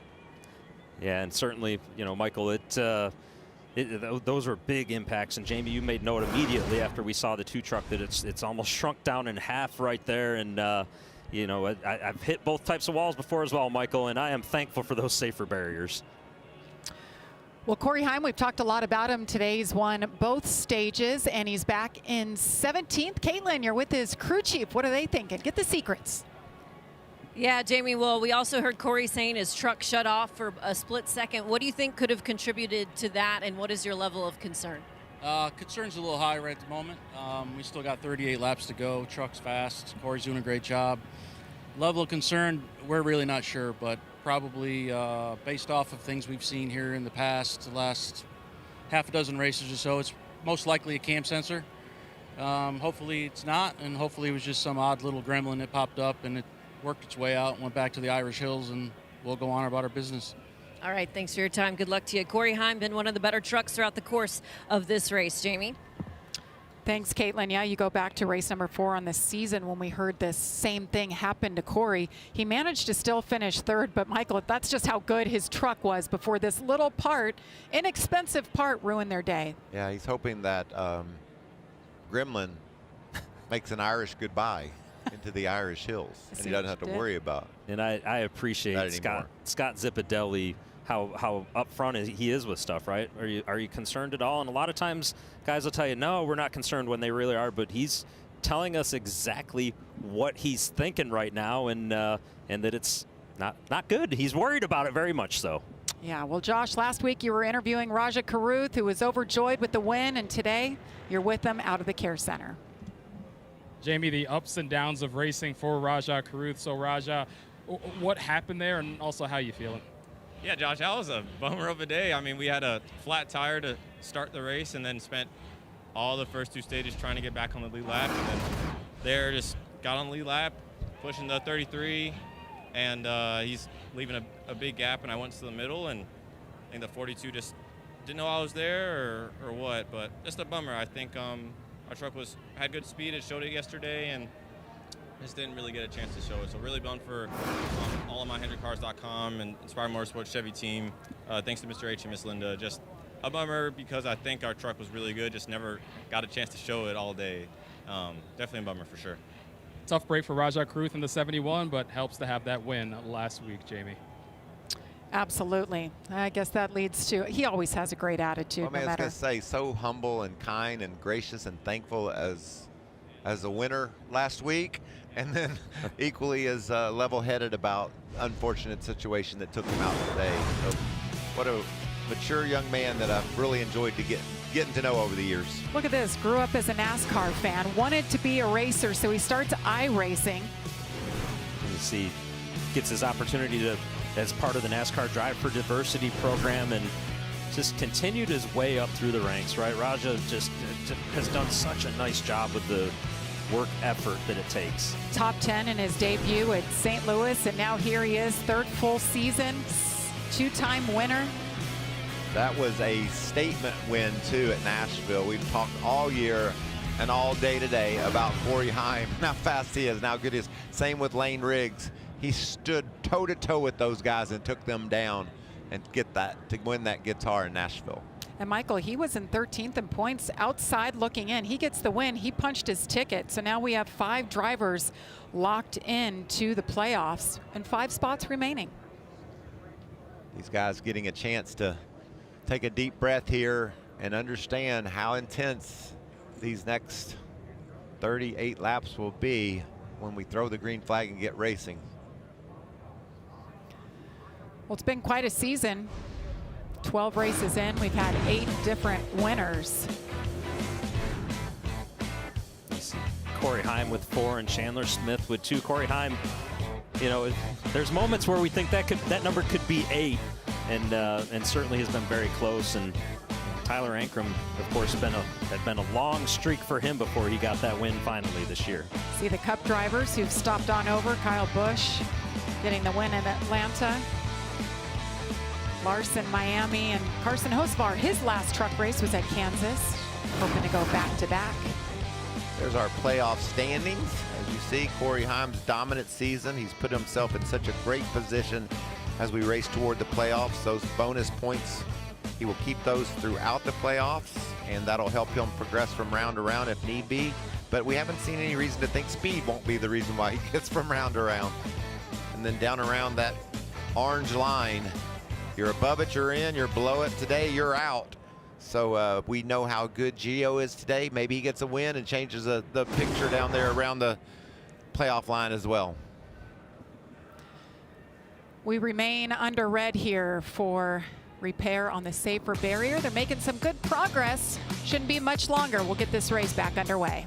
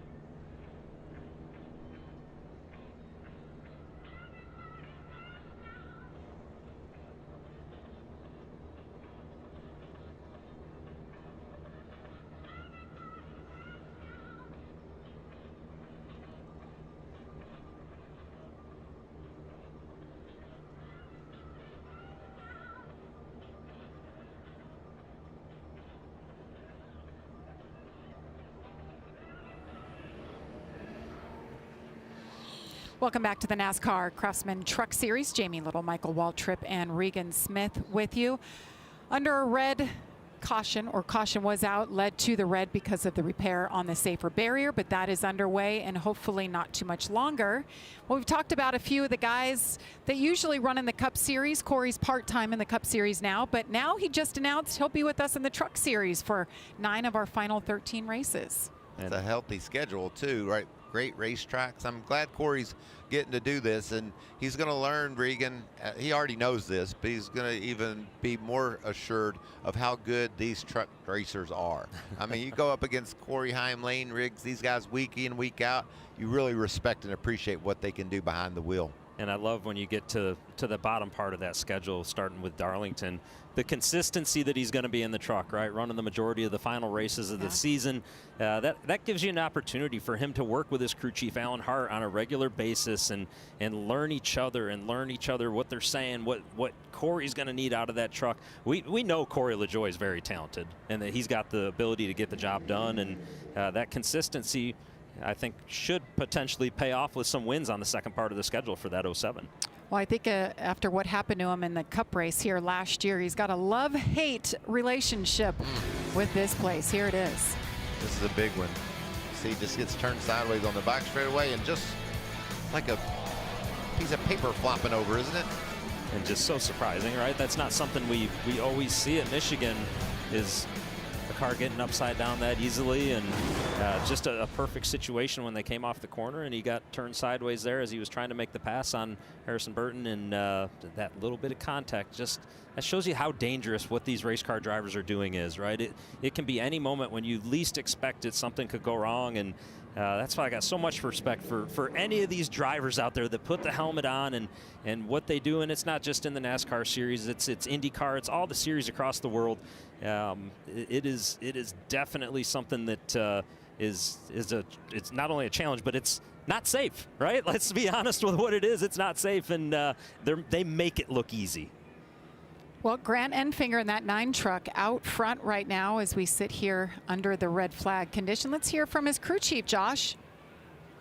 Well, yeah, Jeff Stankiewicz, you got your driver out front with some track position, just topped off during that last run. So do you have enough fuel to make it to the end, and how has that truck been today? Yeah, we really don't have enough right now. We're probably about a lap and a half short with the numbers we've been getting all day, but we've also been in dirty air, not running wide open like the guys up front have. But we've just been stuck in dirty air all day. The truck has not been driving very good in dirty air. He says it is pretty good when we do get a little clean air on it, but overall we've just not been very happy. And we felt like if we pitted with everybody else, we were not going to march our way to the front. So we just felt like we had nothing to lose to try this, get out in clean air, see how the truck drives. And if we get another caution, we know we're comfortably safe to make it. So it was just a chance we're going to take.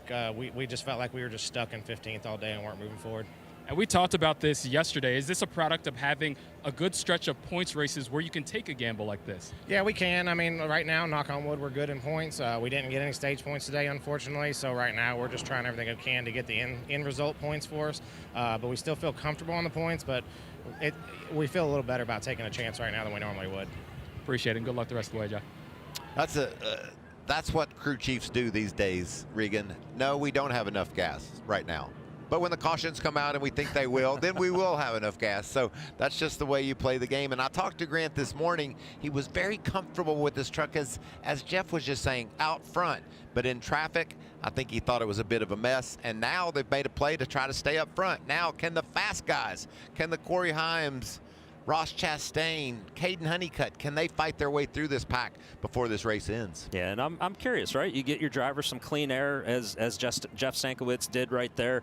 You get him the clean air, you get him up front, comfortable, able to get a good read on his truck, understand what it's doing, and can he save as much fuel up there? No, but we've seen these cautions are coming pretty rapidly right now, so certainly not a bad call to try something different, to try and get your first win of the season. We know that number 9 team, CR7 Motorsports, knows how to win, and Grant Enfinger certainly knows how to win. So put it in your driver's hands. You know, let him go out there and get the job done.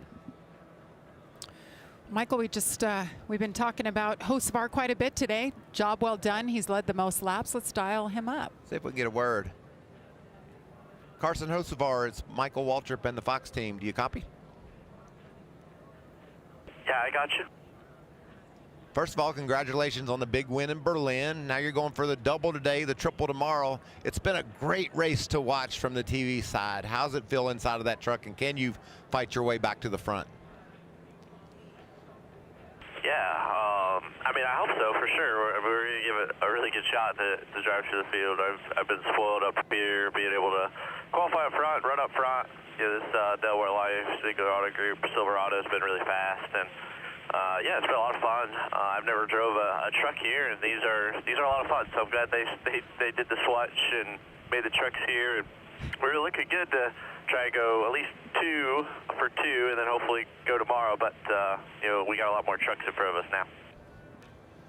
Well, right on. Keep digging. It's been fun to watch. Appreciate your time.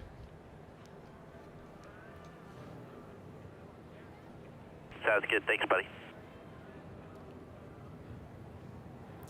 So Hocevar back in 17th. You mentioned the win earlier this week in Berlin, Michael. Yeah, this is his home stomping grounds, and man, he had a strong truck, strong car, and he has a strong truck today, but that's money in the bank right there, Regan.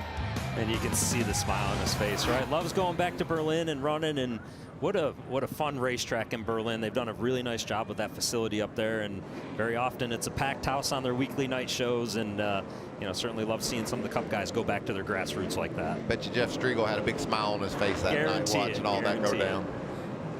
ARCA Menard Series puts on a great race up there. As you hear the engines roar back to life, the red flag has been lifted. The repair to the wall is complete. All right, so if we have it all right, 1st through 7th stayed out that last round of stops. 8th through 16th took fuel only.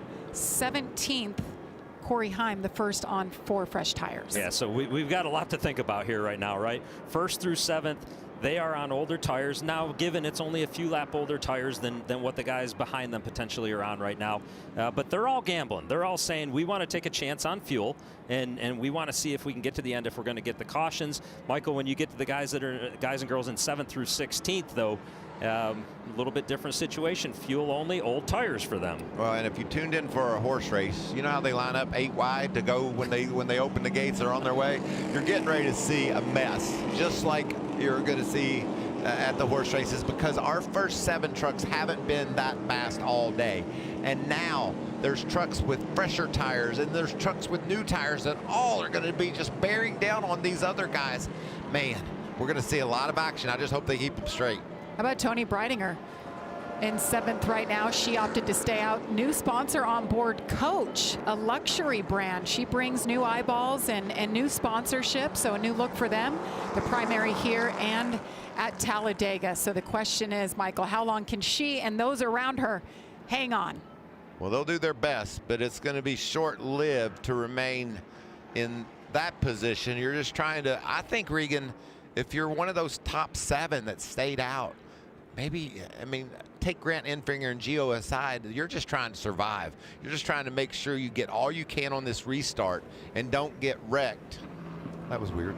And I think there's one more, Michael, that I would add to that list. Matt Crafton, we know that he qualified 3rd earlier today. So we know that 88 truck has had some speed at different points, has not shown it in the race, but if they've had the opportunity to work on that as the race has gone on, he may be able to stay up there. The rest of them, it will be a challenge, right? But it is also, that challenge presents an opportunity for these drivers, you know, like Matt Mills or Jake Garcia.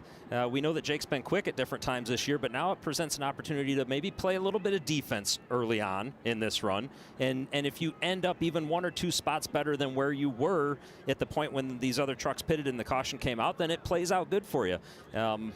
In certain situations, as you get 3 and 4 wide, it may be an opportunity to just try and keep the wheels straight and not get in trouble also. Well, what is Ross Chastain thinking? He's back in 18th. Did you get a nap? I almost fell asleep. I mean, there might have been a few seconds I was out. Yeah, I figured as much. Wow. I don't know how you race car drivers do that. I want to tell you, though, Jamie, he's flipped the switch now. He's wide awake because Ross Chastain knows how crazy this restart is going to be. I don't think we've seen our last caution today, kids. And interesting, Carson Hocevar choosing to come down pit road. We saw him top it off, but we also see him right now working on the right front tire. And what they're doing is they are clearancing that fender. And Don't believe we've seen him have any contact today, but maybe they saw there's something they're concerned about, and that tool they're using, Michael, that's used to get the fender away from the tire a little bit. And maybe they saw some rub or some wear on the Goodyear Eagle that they took off of that truck last stop and decided they better make a bit of an adjustment. And he's not going to lose much ground from where he was. And like I said, this is going to, just mark my words, it's going to look as crazy as you've ever seen when they throw the green here in a second. 5 cautions for 29 laps today. Will we see another one? Let's get it going. 35 laps to go here when the flag goes back in the air. Grant Enfinger, Gio Ruggiero. Is it his time? He decided to line up behind Grant Enfinger in that second row outside. Matt Crafton restarting on the front row. The KG veteran side by side with Grant Enfinger. 35 to go here at Michigan. They're fanning out 3-4 wide behind them. Nice start on that outside lane from Grant and Gio. They're going to get the better of Crafton. Matt's going to try to blend up in line. There's Stuart Friesen in the 52 truck, that blue one. He's going to roll up to 4th. And look at that pack behind them. Chandler Smith on the inside there looking for some help in the 38 truck. Here comes Connor Mozak in the 81. Been so quick, and he gets blocked. You just see how big the runs are as they got headed into turn 3 and around. Oh, sideways. Tyler Ankrum into the wall. Caden Honeycutt got a piece of that. Ty Majeski was right there in the 98. Stay green. And that's the risk that you run, right? When you get further back in the pack like that. 3 trucks that we thought were capable of maybe winning the race if things went their way. One of them has damage now, the other 2 losing all their track position. Grant Enfinger said, when my truck's out front, it runs pretty good. Well, look at that thing. He's stretching them out really nicely. It's the first time really today, Michael, that he's had that clean air. He's been back there mired in dirty air, and they were complaining about how bad it was handling. Ross Chastain with a big push on Matt Mills. Oh, can he go up? Yes, he tries to go up the hill, and that opens up the door for Lane Riggs to come low. A lot of contact around this racetrack, Regan.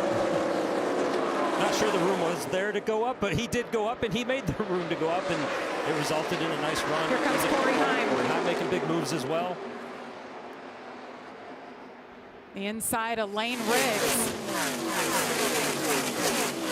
That's for 12 for Corey Heim. This got wild. You see the bright orange truck in the left side of our screen. He's going to get clipped here by the 81. Was that? Like Connor Mozak just got a little bit sideways on him, yeah. And a hell of a drive of that 18 truck keeping him from crashing. I mean, that's just as good as you can do considering what position he got put into. The 81 of Mozak loose, hits Ankrum, heads up driving there by Caden Honeycutt too, just to let Ankrum slide up and not go into the wall with him. And certainly Ankrum is not going to like his truck the rest of the day with that damage to the right side. These trucks very sensitive with that right side of the truck, but could have been much worse. There's Carson Hocevar, who we showed just moments ago, is on pit road, clearing that right front, and he gets side by side and around Corey Heim. Matt Mills lost his pace up front, and that gave a window for Carson Hocevar to slide in up top. And this is really playing out nicely for Carson Hocevar. We see a big block by Chandler Smith right there as Carson tried to go to the bottom. Carson's so strong, though, he's going to be able to maybe get this run to the outside, not quite, to be able to try and complete that pass. Ross Chastain, the left side of your screen, he restarted 19th on those new tires. Look at him go. Told his crew chief, Wally Rogers, that he wanted those tires, Michael. He made the decision in the seat and worked out pretty well for him so far. Josh? Well, tire went down for the 45 of Caden Honeycutt, having a really good run today. That's a tough break for him. He's got 4 straight top 10s, but that could now be in jeopardy, JD. He was a part of that mess that down in turn 3 and 4 with Tyler Ankrum. He just scrubbed the wall ever so slightly, but we saw how tight those clearances are on those right side tires and caused him to have to make a pit stop. Daniel Hemrick, strong run right behind Ross Chastain. You see the biggest mover since lap 91 on the restart. Hocevar up 16 spots. Chastain up 12. Can't Gray having a quiet but solid day. You got to give a shout out to Enfinger, Ruggiero, Tanner Gray, those guys all that started up front. They're able to make the break, get away from the big heavy pack of traffic, and now have themselves in a good position as we race down inside 30 to go. And certainly mission accomplished, right? You just wanted to hold serve as long as you possibly could. Try to make these guys with 4 fresh tires, as you see a nice move to the outside by Lane Riggs. Try to make the guys with 4 fresh tires wear their stuff out getting to you, and then that can give you the opportunity to hold them off as more 3 wide down the back straightaway. Picks up a twofer. That was a nice move. Grant Enfinger continues. You know, when the leader has been up front, we've seen tandem racing, 2 guys tight, bumper to bumper, but not now. Enfinger's pulled away. See, Ross Chastain has the clock in the ticker. That means he has turned the fastest lap of the day officially. Grant Enfinger continues to lead. Gio Ruggiero, 28 laps to go from Michigan.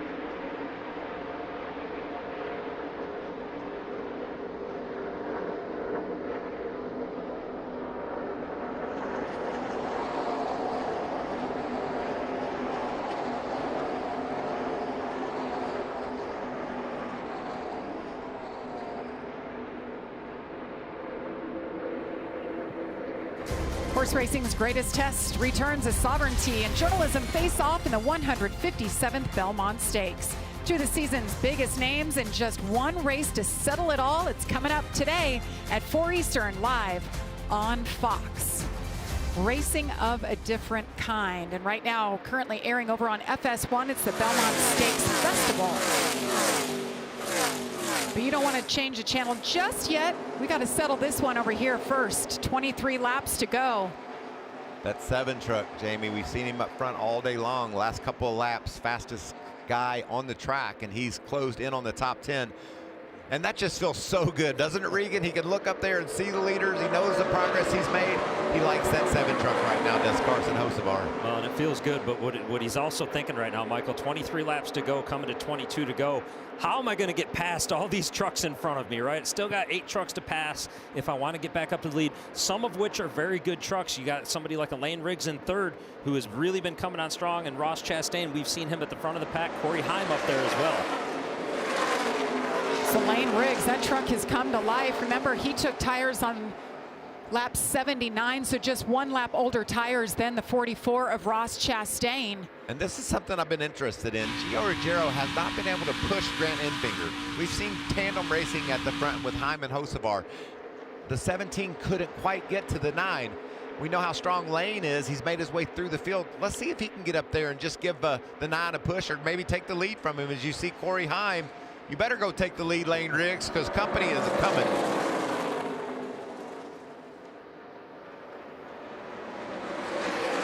Corey's pushing Ross Chastain.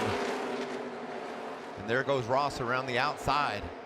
I like that move by Ross to be able to get yourself to the outside, not be on the bottom. So if you don't complete the pass, you don't have to worry about maybe 2 trucks passing you to the outside instead. So Ross Chastain showing, you know, a lot of poise right there to calculate that move out. Oh. As the leader crosses the line, we've reached our Craftsman 20 to go. Grant Enfinger stays out on that last round of stops. He continues to lead here. Lane Riggs closing quickly, though.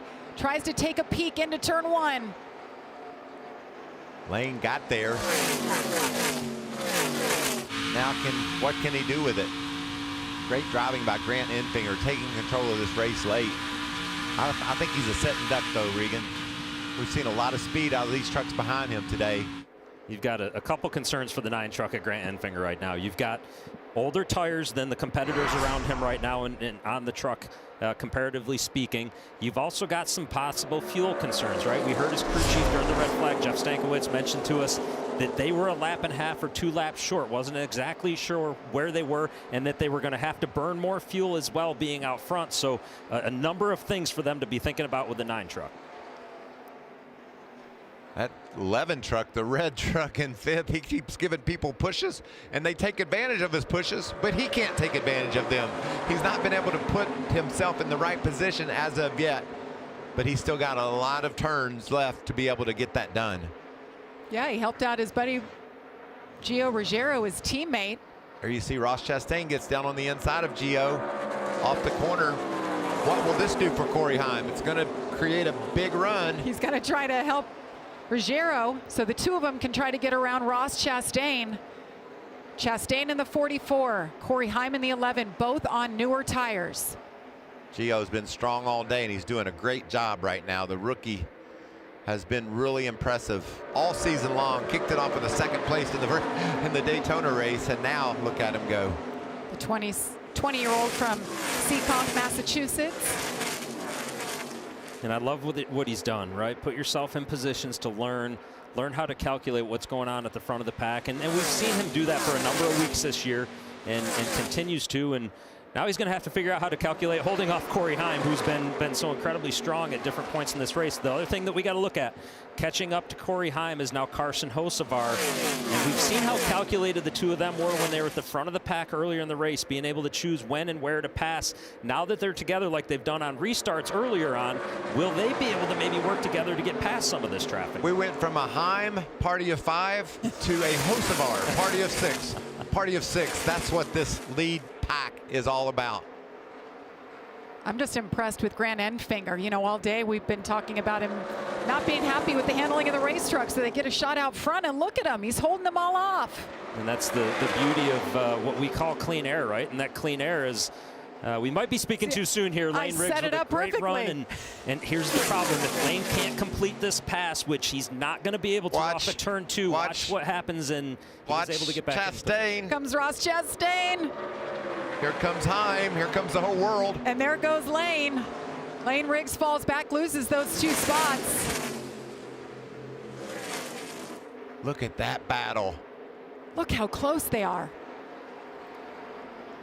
And Enfinger's hanging on for dear life there. He's getting shoved all over the place. He wants those pushes, but he wants them to be a little calmer. Ross Chastain in that 44 truck won the Coke 600 a couple of weeks ago. Over here, just looking for the win. Hasn't led yet today, hoping to change that right here. Lane Riggs, he tries to get around him. The block, there was contact there. 3 wide for the lead. This is unbelievable. It's going to be really really tight coming off right here. So Ross wants to keep on the outside of lane, which he's been able to do so far. What they're going to have to watch out for now as they side draft is right here. Grant Enfinger making it 3 wide, and that's exactly what you got to watch out for. Corey Heim absolutely loving what he's seeing, maybe going to get a chance to get a spot here. What about Grant? He made the big move and made it work. Back to the lead for the 9 truck. And that is a veteran right there, Michael, right? Grant Enfinger, we've seen him in position at Michigan before to possibly win races, putting himself where he needs to be at the right times to try and take back control of the race. And that's the fight that we're going to see here now for the next 14 laps, is trying to fight to be in control when it gets down to the last lap. And squeezing into little bitty holes like that right there, all the way to the check. Close. That made me nervous. Contact at 185 miles an hour. They're bouncing around all over the place. Let's listen to our leader's radio. I can't stay here, Jeff. Just keep doing what you're doing, bud. We made our bed. It is what it is. Yeah, he's talking about gas. Jeff said, could you save me some gas? And Grant said, no, I cannot save you any gas right now. And that was my concern when we were on the break earlier, on the red flag earlier, was how do you save as we see a Look at Hocevar. big move from Hocevar. Maybe going to go 2 for 1 here. On the march. And this will open up the door for Heim. Watch this big run from the red truck back there. There it is. The big push Ross Chastain gives to Grant Enfinger. This is wild. It's just a back and forth, and just we're seeing haymakers throwing right here, right? In terms of its Lane Riggs into the wall a little bit, and they will have to be careful. These trucks, we've seen everybody that's gotten into the wall have right side trouble with tires, so he's going to have to keep an eye on this. New leader. And look at Hocevar. I'm not in that shot. Hold on, let me change that. Just looking for any area he can find on the straightaways, right down, drafting off of 5. It's Tony Breidinger. Put her a lap down, swapping all over at the front. These guys got to have a lot of trust in one another, and that trust will run out. There it is, right there. Contact, around he goes. Can he save it? Carson Hocevar was sideways, and he does. That is Ross Chastain saves it, and Hocevar to the lead. There was so much going on. Contact everywhere, guys. We're staying green. I don't know that I've seen one that sideways in a long time and save it. And great job by Ross Chastain. Of course, Carson Hocevar now gaps the field, right? Gets a little bit of a lead. But let's remind you, as we take a look Why at the is he slide shaking and it? we Something's see going on with Hocevar. It's that left rear. I bet you he was wondering if there's damage enough there to cause a flat. We see the Goodyear is rubbed off that Eagle. And there's some debris on the back. Will that bring out a caution? I don't know if my heart can handle a caution. Somebody's got a flat. Tire carcass on the track. There it is. And the caution is out. Lane Riggs is on pit road. You called it, Regan. Wow. So much here over the past 5-6 laps to unpack right now. We really needed a break, didn't we? we gotta size this thing back up and see who's going to do what. And that trouble for Lane Riggs side, if we go back to that and we see the tire on the racetrack, that was a result of the contact he made off of turn 2 into the wall. And these trucks are metal bodies, very easy to get a fender knocked in onto the tire, in which case it cuts it down. So that was the result. This is what caused this problem for Lane Riggs. He just gets too wide off turn 2. So easy to do. You see the tire mark there. Someone had done it before him. Just that little kiss is all it took. The wall closes up on you right there, and the truck wants to be getting tight right there. We saw the trucks out in front of him taking some of the air off of him, and just classic Michigan, right? That's racing at Michigan. This is amazing truck control right here. And you see the reason why Hocevar is concerned about that left rear right there. But watch what Ross Chastain does. He's got his foot wide open, Regan. Foot wide open. He's steering back to the right. He's waiting for that truck to catch, and you see the tire marks it left as it caught right there. He's waiting for it to catch and come back over to the left rear of the truck. And when that happens, you've got to be steering back to the right before that happens in order to keep it straight. And by the way, Ross is doing all this at 185 miles an hour. I know that was instant replay, slow motion. That was 185 miles an hour. Incredible save by him. Amazing. They were both sideways going for the lead of this race, and tremendous saves by both, especially that man right there in the 44. I'm worried about this 7 truck's left rear. I wonder, let's see if we can pick up some radio transaction. Left rear tire, obviously the Goodyear's rubbed off. mean, you want to go for the win, or you want to finish 15th? We're gonna win. 10-4.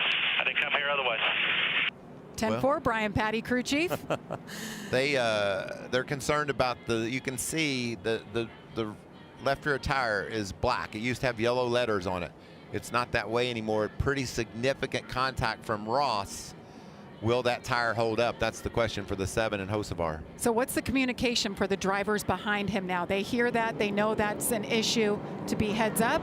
Yeah, I mean, they're gonna be aware.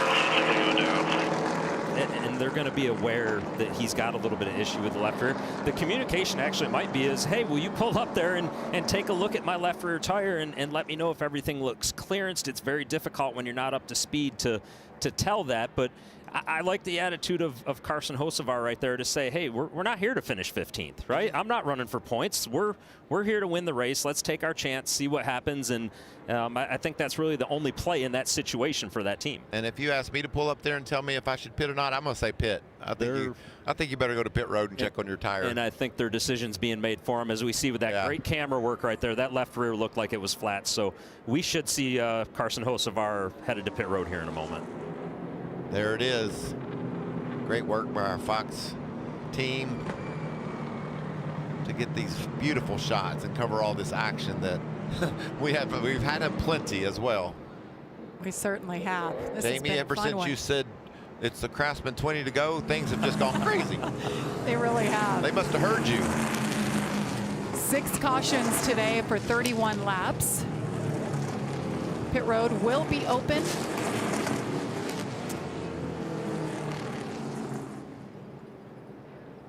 Josh. Let's start with the 9 of Grant Enfinger. We heard from his crew chief, Jeff Stankiewicz. They tried to gamble, but ultimately he told me the tires were gone by the end of that run and they need to get fuel if they want to make it to the end, so he comes in to pit here. Yeah, Josh, Carson Hocevar been so strong throughout the course of this race. They kind of went back and forth on what to do. They said, you want to win or you want to finish 15th? But ultimately they elected to pit because of that tire, guys. Yeah, tough break for Carson Hocevar. You told him we're going to win, but he just didn't feel like that tire was going to hold up. So now the conversation as they get ready to come back to green on Carson's radio is going to be, all right, we're still going to win. We're just going to have to do it from way in the back. And that's how quick a race car driver has to forget about things, right? Carson knows, okay, I can't change what's happened right here. I'm going to focus forward on figuring out how to get back to the front. It's going to be difficult, but we've seen Carson do some pretty spectacular things before in a truck. Well, you know, our director, Darren Foster, he's going to keep an eye on that 7 truck. Keep a camera on him. Let's watch as these laps wind down. And this is a chance for Corey Heim to see how this choose situation, when we get ready to make the restart, who goes where, which can help dictate his decision. I think he will go behind his teammate. What do you think, Regan? Maybe both those trucks choose the top side. We've seen it before from our leaders.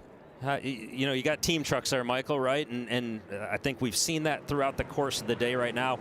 I'd have a little bit of thought process if I'm Corey Heim, though. I understand that it's my teammate there. But if I think I can get to the bottom and perhaps have Ross Chastain back there pushing me, I may take that opportunity as well, because if not, let's say Ross Chastain gets a great restart, he clears him for the lead. Now you've lost that control and the ability to maybe make some of the blocks that you need to do. So be an interesting decision right here, as you just mentioned. Ross has been really, really strong on the short runs as we see the 2 leaders take the top side. I figured that might happen. And then Ross is going to have Tanner Gray pull in behind him. That's going to be his pusher. Which is a teammate to the 2 on the outside. And something else just to keep an eye on here as we get down to these closing laps of the race, as we're going to take the green with 5 to go. Gio Ruggiero, who will be the leader, he had actually pitted on the same lap, which was lap 80, as Grant Enfinger, who we just saw pit under this caution because they did not feel like they were going to be able to make it, partially also because they had such old tires. So going to be very interesting. Well, we've seen a few very thrilling last lap passes for the win this season. That was crazy. There's Stuart Friesen just loses to Kyle Busch by that much. Kyle Busch put on a clinic there.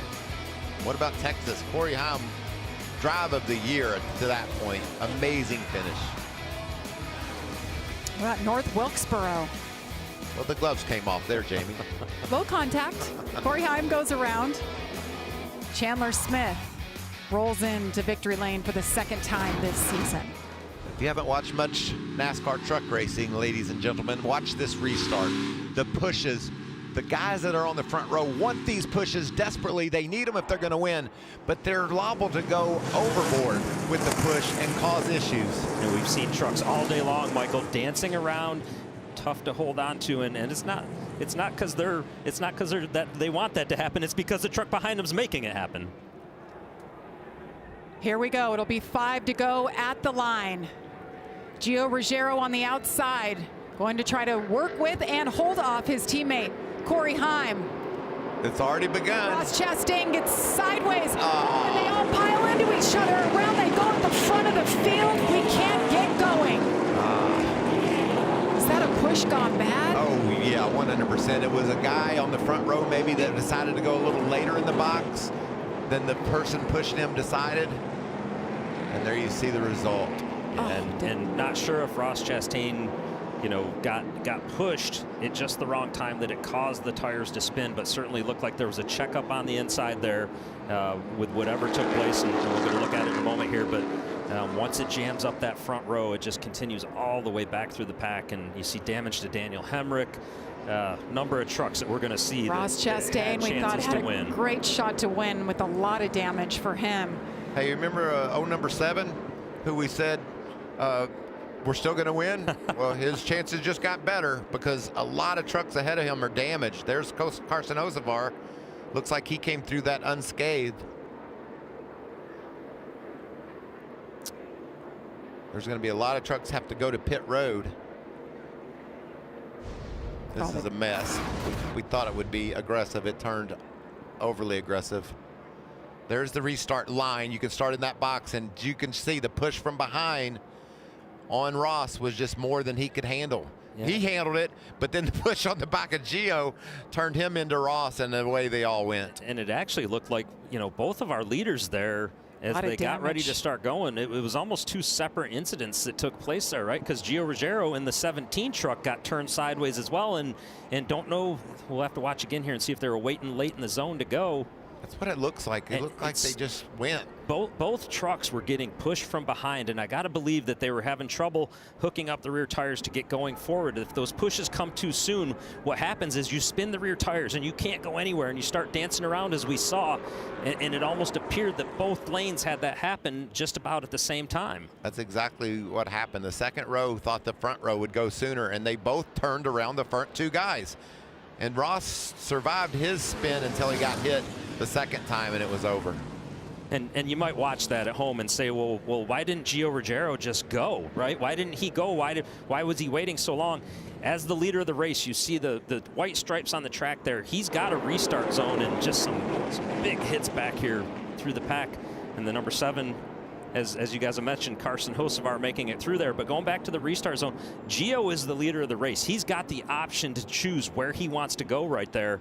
And he can wait all the way until that last white stripe before he goes if he wants to.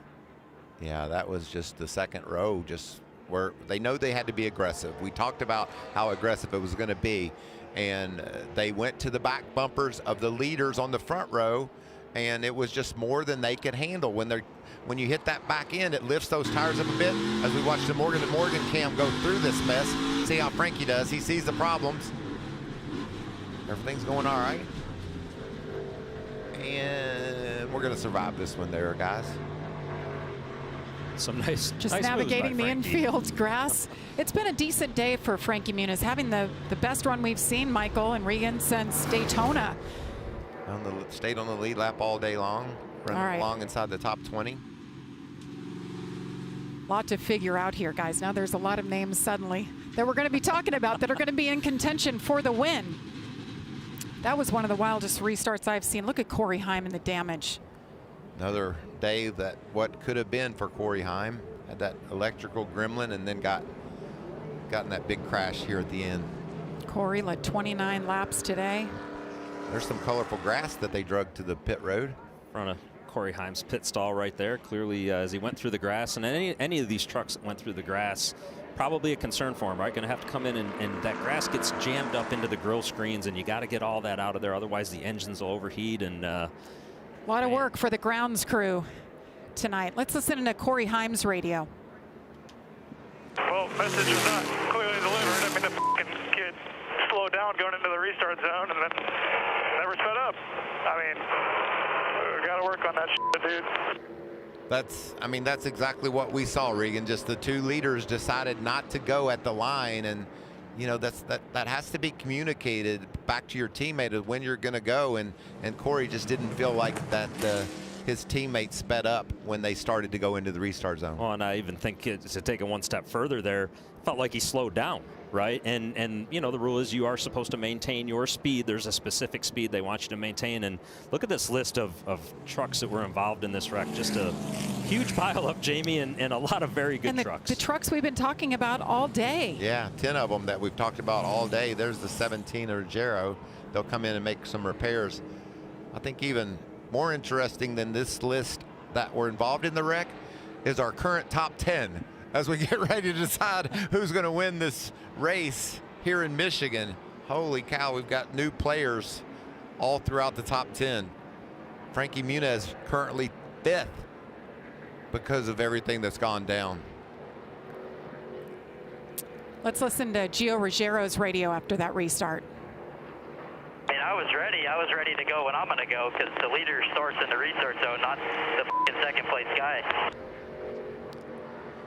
And he is a rookie, and you know, to Corey was talking about the kid, he's talking about Gio Ruggiero. Well, and I think listening to that radio, and Michael, correct me if I'm wrong here, but I believe Gio felt like he was maintaining his speed, and he was waiting to have the option to restart when he felt like it was best for him to restart, which is the rule. That's what you are allowed to do as the leader of the race. So certainly Gio felt like maybe he was getting that push from behind a lot sooner than expected, and where he wanted it. But Regan, you know this, these guys are going to go. We talk about the intensity ratchets up, and just trying to think, you want that push, so you need to try to get going so you can get that push. And I'm sure those two have a difference of opinion. I hear what you're saying, but I think waiting late in the restart zone, late in a race, is a very dangerous thing to do. Well, and especially to your point, when it's a timing thing, right? You're wanting to time it to where your two trucks are hooked up together before the two trucks to the inside of you are hooked up together. One more lap under caution here as we sort it out. And we take a look here, the 07 of Corey LaJoie. We showed how many races he was going to be doing later on in the season. Right now, currently shown as the leader here, and thought it would maybe take a few races when we talked about it earlier today, but the way things have played out, Corey in a really nice position to maybe just go ahead and first race of the year in the trucks for him get one. First of 9 races scheduled for Corey LaJoie, who's doing double duty. He's a broadcaster over on Prime for the Cup races. Right behind him is Dawson Sutton, doing a nice job. Had a good practice yesterday, and now he's up here in second place. Look at the damage on Daniel Hemrick's truck. So this will be our 3rd NASCAR overtime this season. Here's the overtime rules. It's a 2-lap shootout. If the leader takes the white flag, the next flag ends the race, whether that's a caution flag or the checkered flag. Caution prior to the white flag causes a restart. So we'll try that as many times as needed. Not really sure after the race we've had today what to expect. We see Daniel Hemrick there with the 19. Obviously a fair amount of damage to that truck, and we know what has happened to a number of these tires today. That left front looking very, very close to me, so we'll have to keep an eye on him on this restart as well. They've opted to stay out. They're in 3rd place right now and have made the decision that we're going to ride this thing out and see what we get. So we'll keep an eye on him as man, it's one restart after another. It's going to continue to get crazier. Yeah. Frankie Muniz up in the 5th spot here. This is the closest he's tasted of a victory, a chance at one at least. He's got to love where he's sitting. Great day for him. As we choose it up here, 5 of those 6 guys you see in the first position have never won a truck race. It's about to get good. We saw Daniel Hemrick back in the truck series Since 2016, he's in that 19 and heat-bound victory lane for the first time ever. A couple of months ago at Martinsville. How about those numbers? Oh my gosh. Take a look, guys, at the inside of the third row. And that's Carson Hocevar with a perfectly clean truck. The way the shoes just worked out, he was able to move up a couple additional positions. And no tires? Damage to the truck. He's looking pretty good right now. I don't want to sound crazy, but would you almost make him the favorite of this little 2-lap shootout coming from the inside of row 3? Well, the one thing I like for Carson is he spent the most time up front today of the trucks that we're talking about right now on restarts. So he understands the moves he can and can't make. His teammate today, Corey LaJoie in the 07 truck, has the optimum position, right? You want the outside lane going into turn 1. So as you look at all these trucks here, I'd say those two are the two that are in the best scenario right now. Jamie, you got to give it and down the stretch they cut. This is turning into quite the dramatic finish to a NASCAR truck race. We've got Belmont with the horse races. Here we go. Michael and Regan, let's go. Corey LaJoie on the outside in the 07. And another rookie, Dawson Sutton, on the inside. How about the fans today at Michigan? A great crowd. What a great day. The infield's packed. We're getting ready to side this thing. NASCAR overtime. Green flag is in the air. So far, a better restart. They do it. Corey LaJoie hangs on to the lead. Frankie did not get going, which in turn caused Carson to not get going either. So that was a worst case scenario for Carson based on that position. But he's got her wound up now, but man, he's back in probably 10 spots. So the oh, flawless Allen. That was hard contact. Still green. See if he can keep that thing pointed in the right direction. Look at Corey LaJoie trying to do the best blocking job he's ever done. Oh, cut tire, Hemrick. Left front goes down for Hemrick. He hits the outside wall. Caution is out. We're going to do it again. And I was just getting ready to say it appears that tire for Hemrick was going to hold up. It made it through 1 and 2, but as they got up to speed, it was exactly what we saw there as our cameras were picking that up. It looked like the clearances were going to be very tough, and we saw it in real time. There's nothing the driver can do when that happens other than just hold on. He'll take that thing back to the garage area. Guys, where did Ben Rhodes come from? Kentucky. Like you, Michael. He had his troubles in practice, and he's just kind of been there plugging away. You know, that's the sign of a championship team and great leadership from crew chief Rich Lucius. They just stayed in the game. We saw a lot of issues, but they had to repair a truck.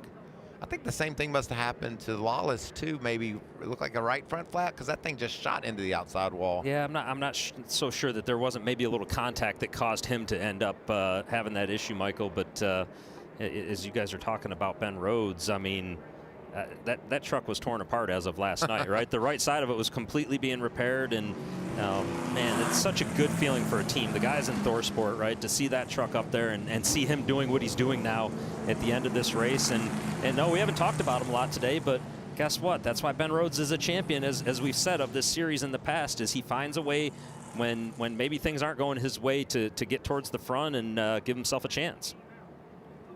This is just what Carson Hocevar needed after that horrible restart. Took him seemingly out of play, but now he can get back in the game, and I wouldn't count out that 7. We talked about Lawless Allen going into that outside wall just off of turn 2. Did he try to?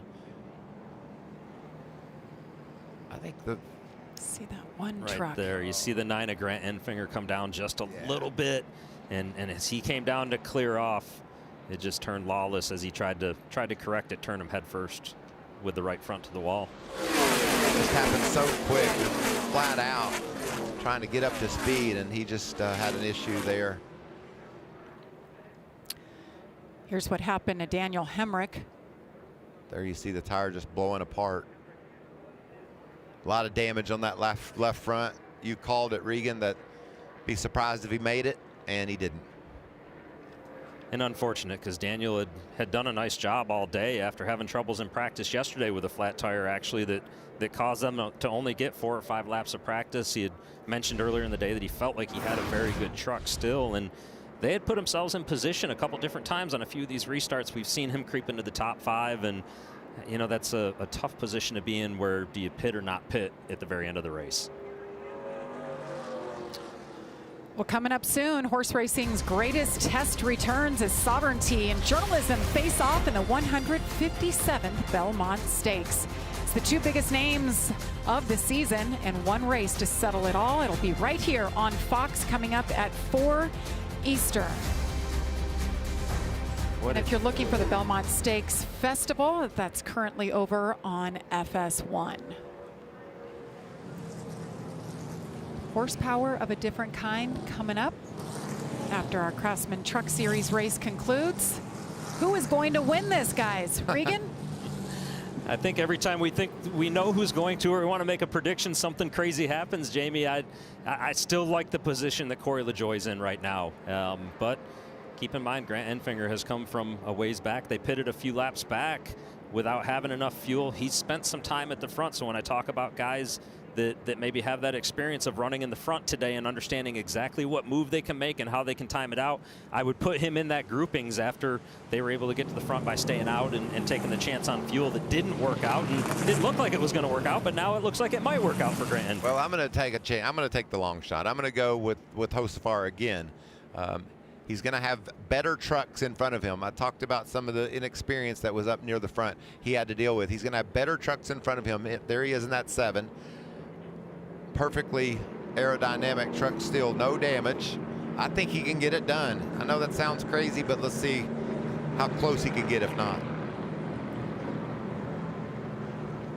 And really just the turn of events over the past 15 laps of this race, right? And you know, the amount of moments that we've seen, saves that we've seen, scenarios where guys have gotten, you know, either had trouble on the restarts or whatever it may be. It has completely shifted what we're watching on track right now, and you know, what we thought we were going to be talking about right now is a whole different cast and crew, and that means opportunity, right? We've looked at the points a couple different times today, and maybe somebody like a Dawson Sutton, if he can find his way up in to the leader spot somehow, that may be his only way to make the playoffs right now based on where he is in points. So guys will be willing to take some big chances. Ben Rhodes would also fall in that category right now. We're going to make another lap before we choose. The choose will have a whole lot to do with Carson Josefar's opportunity for success, who goes where, how he picks the different lane. So they continue to work on the 11 truck of Corey Heim. Like a lot of problems with that right front. Ross Chastain, gosh, so many good trucks out. There's Daniel Hemrick taking that ride to the infield care center after losing the left front.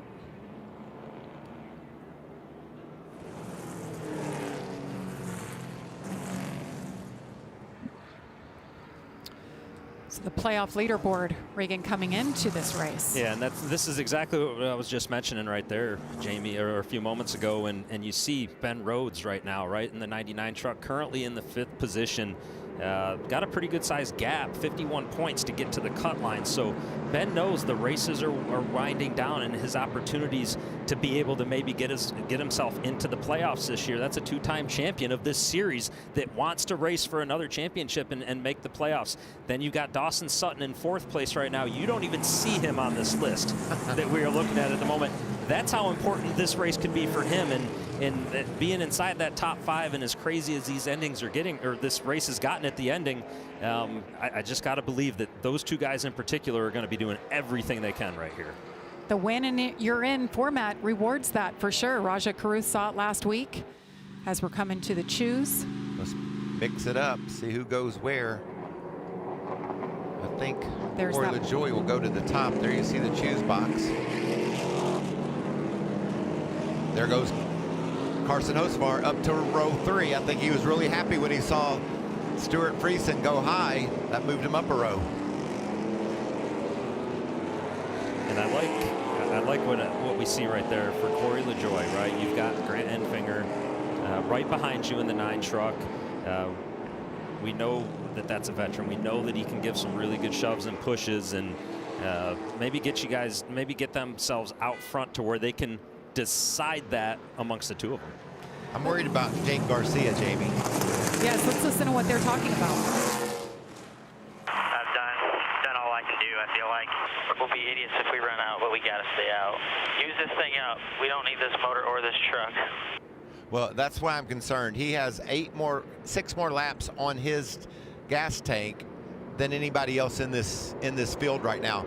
That could mean a sputter on this restart, and we know how tragic that could be for not only Jake, but for the rest of the field who's going to be pushing so hard.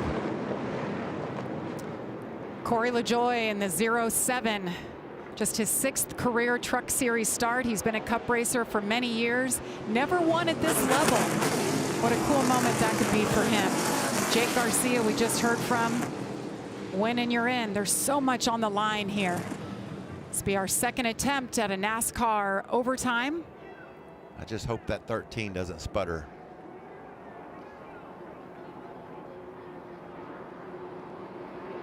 Here we go. Nice smooth start so far. Yes, it is. Carson Hocevar jumps to the bottom. 2 laps to go here. Grant Enfinger ducking to the inside of Corey LaJoie, and he clears him just like that. Here comes Ben Rhodes in the 99.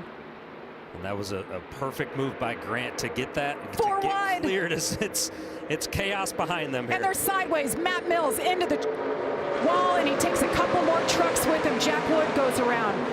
The 15 Tanner Gray. Oh, wow. We got a caution. Whew. Grant Enfinger as the leader.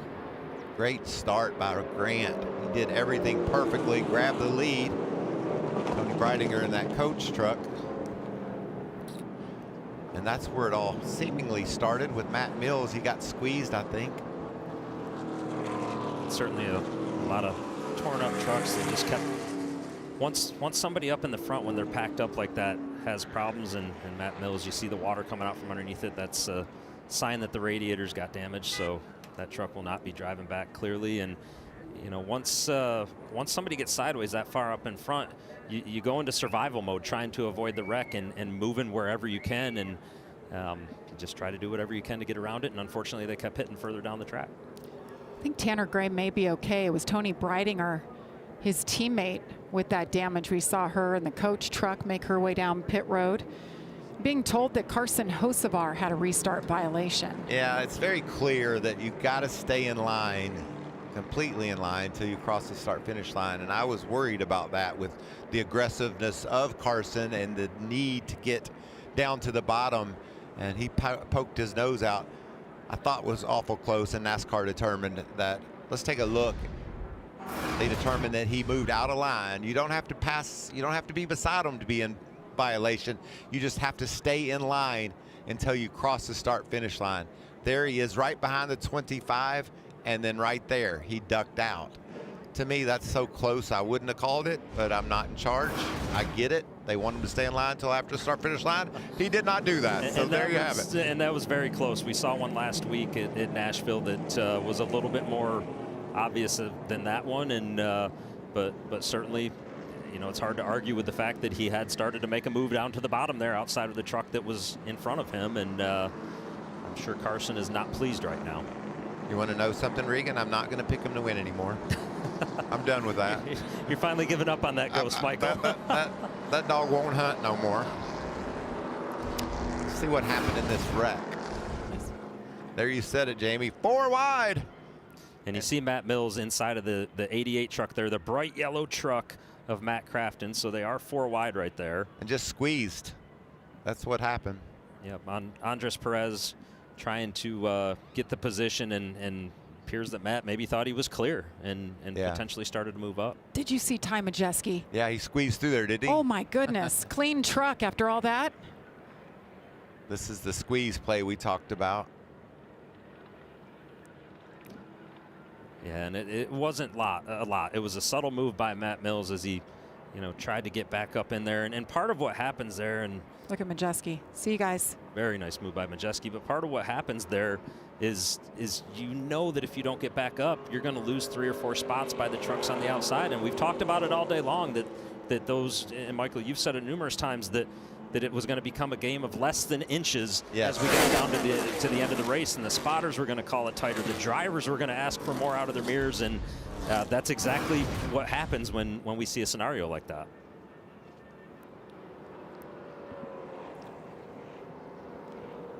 Carson Hocevar, one of them. Yeah, Jake but Garcia, they were worried about running out of gas. Carson will have to start in the back. Jake is now going to make it. I don't understand how he made it as far as he did. He had run something. And interesting on Jake Garcia right there, you see that because of the fact that they had run as long as they did, they've actually got 4 sticker tires left. And I know it's probably not the best thing in the world right now to have to be in the back with those 4 sticker tires, but at least it is 4 sticker tires. Whereas Carson Hocevar, no tires for that, no tires to put on that truck. They've used all their sets up that they were allotted today.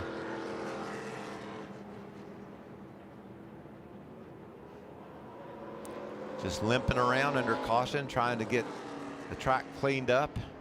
These are the guys that were in Tony Breidinger, Tanner Gray, Matt Mills, Jack Wood, all involved in that mess off turn 2. So this will be our 3rd attempt at NASCAR overtime. Again, it's unlimited as long as they don't take the white flag. Once they take the white flag, the next flag will end the race. Well, we talked early in the race, Regan, as the laps wind down, these truckers just get more and more aggressive, start pushing harder and harder. And Grant Enfinger with a perfect executed restart here, gets a great start, and then just uses his momentum to swing to the bottom. And that Michael, was such a well-timed move, because if he does that just a little bit later, a little bit sooner, he may not have the opportunity to clear the 07 of Corey LaJoie off of turn 2 right there, and that allows him to actually dictate on the choose as we come to the choose line, or choose cone, excuse me, here in just a moment.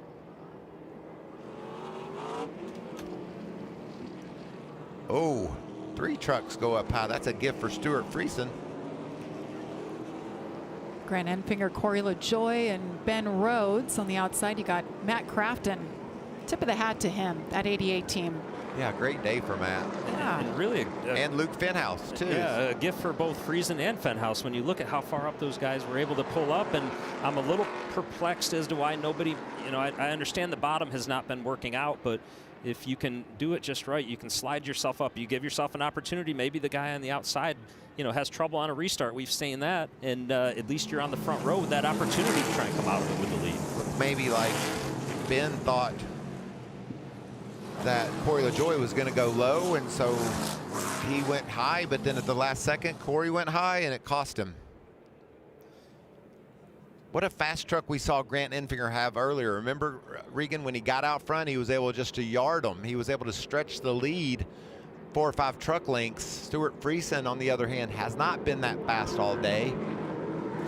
And Corey LaJoie, we've not really seen him up to the front to know exactly what he's going to be capable of. I think that's going to be the wild card here as we watch things, and we've predicted a couple times that Corey was one of our favorites, but that was when Carson was our favorite, and there's just so much happening at the end of this race that you know, it's going to be a lot of fun here for this last 2 laps to see who can make the right moves and who can work with their spotter the best. And I'm beginning to get a little bit concerned about Corey LaJoie's gas gauge. He pitted on lap 86. He's got to be running low. All right, here we go. Pace truck is off. Once again, Grant Enfinger, Corey LaJoie is behind him this time, as noted. Stuart Friesen. Haven't talked a whole lot about him. Very nose to nose. Restart. No help for either one of the leaders on the front row on that restart. Very orderly start as Matt Crafton is his first to try to peek out 3 wide. I think that 9 truck with the push from the 07 down the back can clear Stuart Friesen. Is that what's going to happen? Looks like Luke Fenhouse is going to have a big run in the 66. Here comes Lane Riggs. See him just come into the picture, the 34 truck behind Matt Crafton in the 88.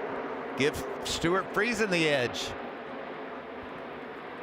And what a move by Friesen to work the side draft down the back straightaway, get himself in position to clear. Now he is going to have to block runs from Grant Enfinger. White flag is in the air. Stuart Friesen has had one of those seasons, just left shaking his head, questioning being here and operating this team. And now here he is with a shot to win at Michigan. It's been 5 years since the Craftsman Truck Series has raced here. Look at this lineup. Stuart Friesen, Grant Enfinger wants it. And then you have the youngster back there, Luke Fenhouse, started on pole in the 66. What a career day it has been for him. Ben Rhodes is there. Checkered flag is about to wave for Stuart Friesen. Didn't talk about him all day, and here he is. Hangs on and he wins it. Stuart Friesen. Wow. Guys, we talked about win and you were in. We talked about the volatility of the cutoff line, and Stuart Friesen just made it even more volatile. What a job by him and his team to put himself in position. And we got to look at that choose cone at the end of the race and really think back to that. They gave him that inside lane. They gave him that. He made the most of it. And wow, how did he execute that? We didn't see the speed out of this truck all day, but when it mattered, Stuart executed. That was so fun to watch. The 41-year-old Stuart Friesen breaks a 72-race winless streak. What a shot in the arm for this team. That was cool. I just didn't see him having the speed to pull that off, and man.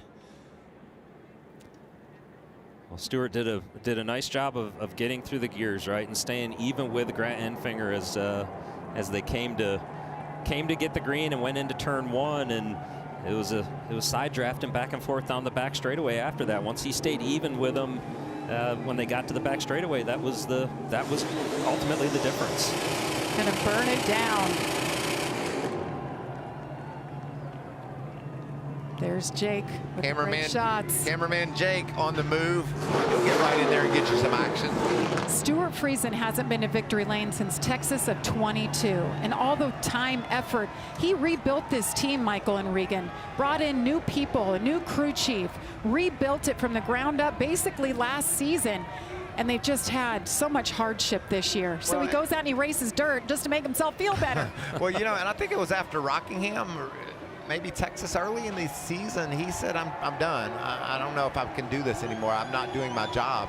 And that just tells you how passionate, how much you care about what you get to do, what the opportunity to race the truck means. And then to be able to rebound from wondering if you ought to quit to standing in victory lane in Michigan. How about that? Niagara on the Lake, Canada is where he is from. A lot of Canadians come out to this race. What a moment. The fans turned out. They got a show. It took us a while to get there here in the closing laps, but we did it. Oh, Canada. Take that helmet off, run up the track, and pick up that checkered flag. I bet he's in shock right now. What just transpired? Yeah, I am. I'm sure he's got to be a little bit surprised that he was able to pull that victory off. Look at him go. He's going to climb the fence.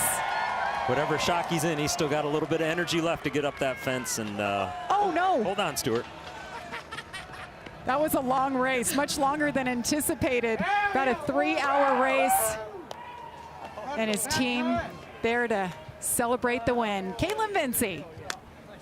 Well, you could hear the elation on the radio from Stuart Friesen. You see the joy from the team as well, congratulating Stuart on a very hard-fought win, a crazy closing laps in this race. Stuart, we talked earlier today about how this season has been a bit of a struggle. How rewarding is this one for you? I don't even know what to say. Thank you to Chris, Halmar, Mohawk Northeast, TRD, all our great product sponsors. All these badass race fans. I know there's a lot of Canadians, there's a lot of Americans. Everybody's having a good time together, and that's what it's all about, baby, yeah! There you have it, Stuart Friesen. He is the big winner here in Michigan. Well, Grant Enfinger, your team gambles. It nearly pays off. You come runner-up. Is there anything you could have done different at the end? I don't know. First of all, hats off to Jeff and Tim Feedaway all day. They kept us in the game. We weren't as good as we thought we were in practice, but, man, Jeff kept slinging stuff at it. He got gutsy with both of those calls, the call to stay out and then the call to pit late. Timmy did a great job getting us out of the mess. Circumstances, I think we had a good short run champion power equipment Chevy. Just got fortunate to be put in that position. Felt like we executed that first, or I guess the second to last restart pretty well. And I needed a little push from my buddy Corey there on the back straightaway. Maybe I could have side drafted harder to Stewart going into 3, so he wouldn't clear me. But I felt like if I did that, they'd be coming with a big run on top. So I don't know. I have to look back with it. Feel like all in all, we executed to the best of our ability and just wasn't meant to be. A little bittersweet, but overall, great execution by our guys. Runner-up finish for Grant Enfinger. Jimmy? Exciting day, no doubt. Stuart Friesen gets inside the truck, and he'll make the drive over to victory lane. It's a lot to digest here. Grant Enfinger, just heard from him. Luke Fenhouse. That's got to feel good. Luke starts on the pole today and gets a top 5 finish. Very nicely done by Luke. Great run by Matt Craftsman as well. Got that top 10 finish. Andres Perez as well. Look at Frankie Muniz, brings it home 14th. Great finish for him. It's been one of those seasons. And Ty Majeski avoided chaos and disaster a couple of times to finish in the top 15. Corey Heim, so good all day long. I know another disappointing end result for him, unfortunately. About all those trucks from there on down have fenders tore off of them. Damage that caused them to finish in the back of the field. Well, we started out going 70 laps without an incident on track, and then it was caution after caution, got a little more momentum, and then it kind of ended that way. But what a finish. I mean, you guys set it up perfectly. That final restart and the choose cone was everything. Well, I just love how Stuart Friesen executed. You know, we know what a slump he's been in, but he did his job exactly the way he was supposed to do it. You know, guys were looking for pushes from others, but Stuart just went out and took control and got it done himself. The choose was a big deal, as it always is in NASCAR, but man, this race had a little bit of everything, and I'm really enjoyed what we got to see today here in Michigan. 25 extra laps compared to the last time we were here. Yeah. It mattered. And we waited 5 years to get back here, and it was well worth it. Well, for Michael Waltrip, Regan Smith, Caitlin Vinci, Josh Sims, and our entire Fox Sports team, I'm Jamie Little. We'll see you from Pocono on Friday, June 20th. Coming up next, it's Belmont Stakes Festival Saturday. Congratulations, Stuart Friesen. You are a winner at Michigan. So long from Michigan International Speedway. Game face on, I don't fake that. I intimidate, eliminate competition like a dinner plate. I'm what makes a winner great. I invigorate. You buckle down and disintegrate. You feel me? Coming through with that weak sauce. You weak boss, don't wanna take a week off. I stand tall and confident. You ain't hot as me. You don't stand at all. You a mockery. I am on the rise. I was told only the strong survive. The difference between y'all and I, without wings, I was born to fly. Get your game face on. Get your game face on. Get your game face on. 'Cause I'm coming to play, boy. This copyrighted telecast may not be reproduced, retransmitted, or used in any form without the authorized written consent of NASCAR Broadcasting. NASCAR would like to thank all of our fans for your support, and we hope you enjoyed today's broadcast.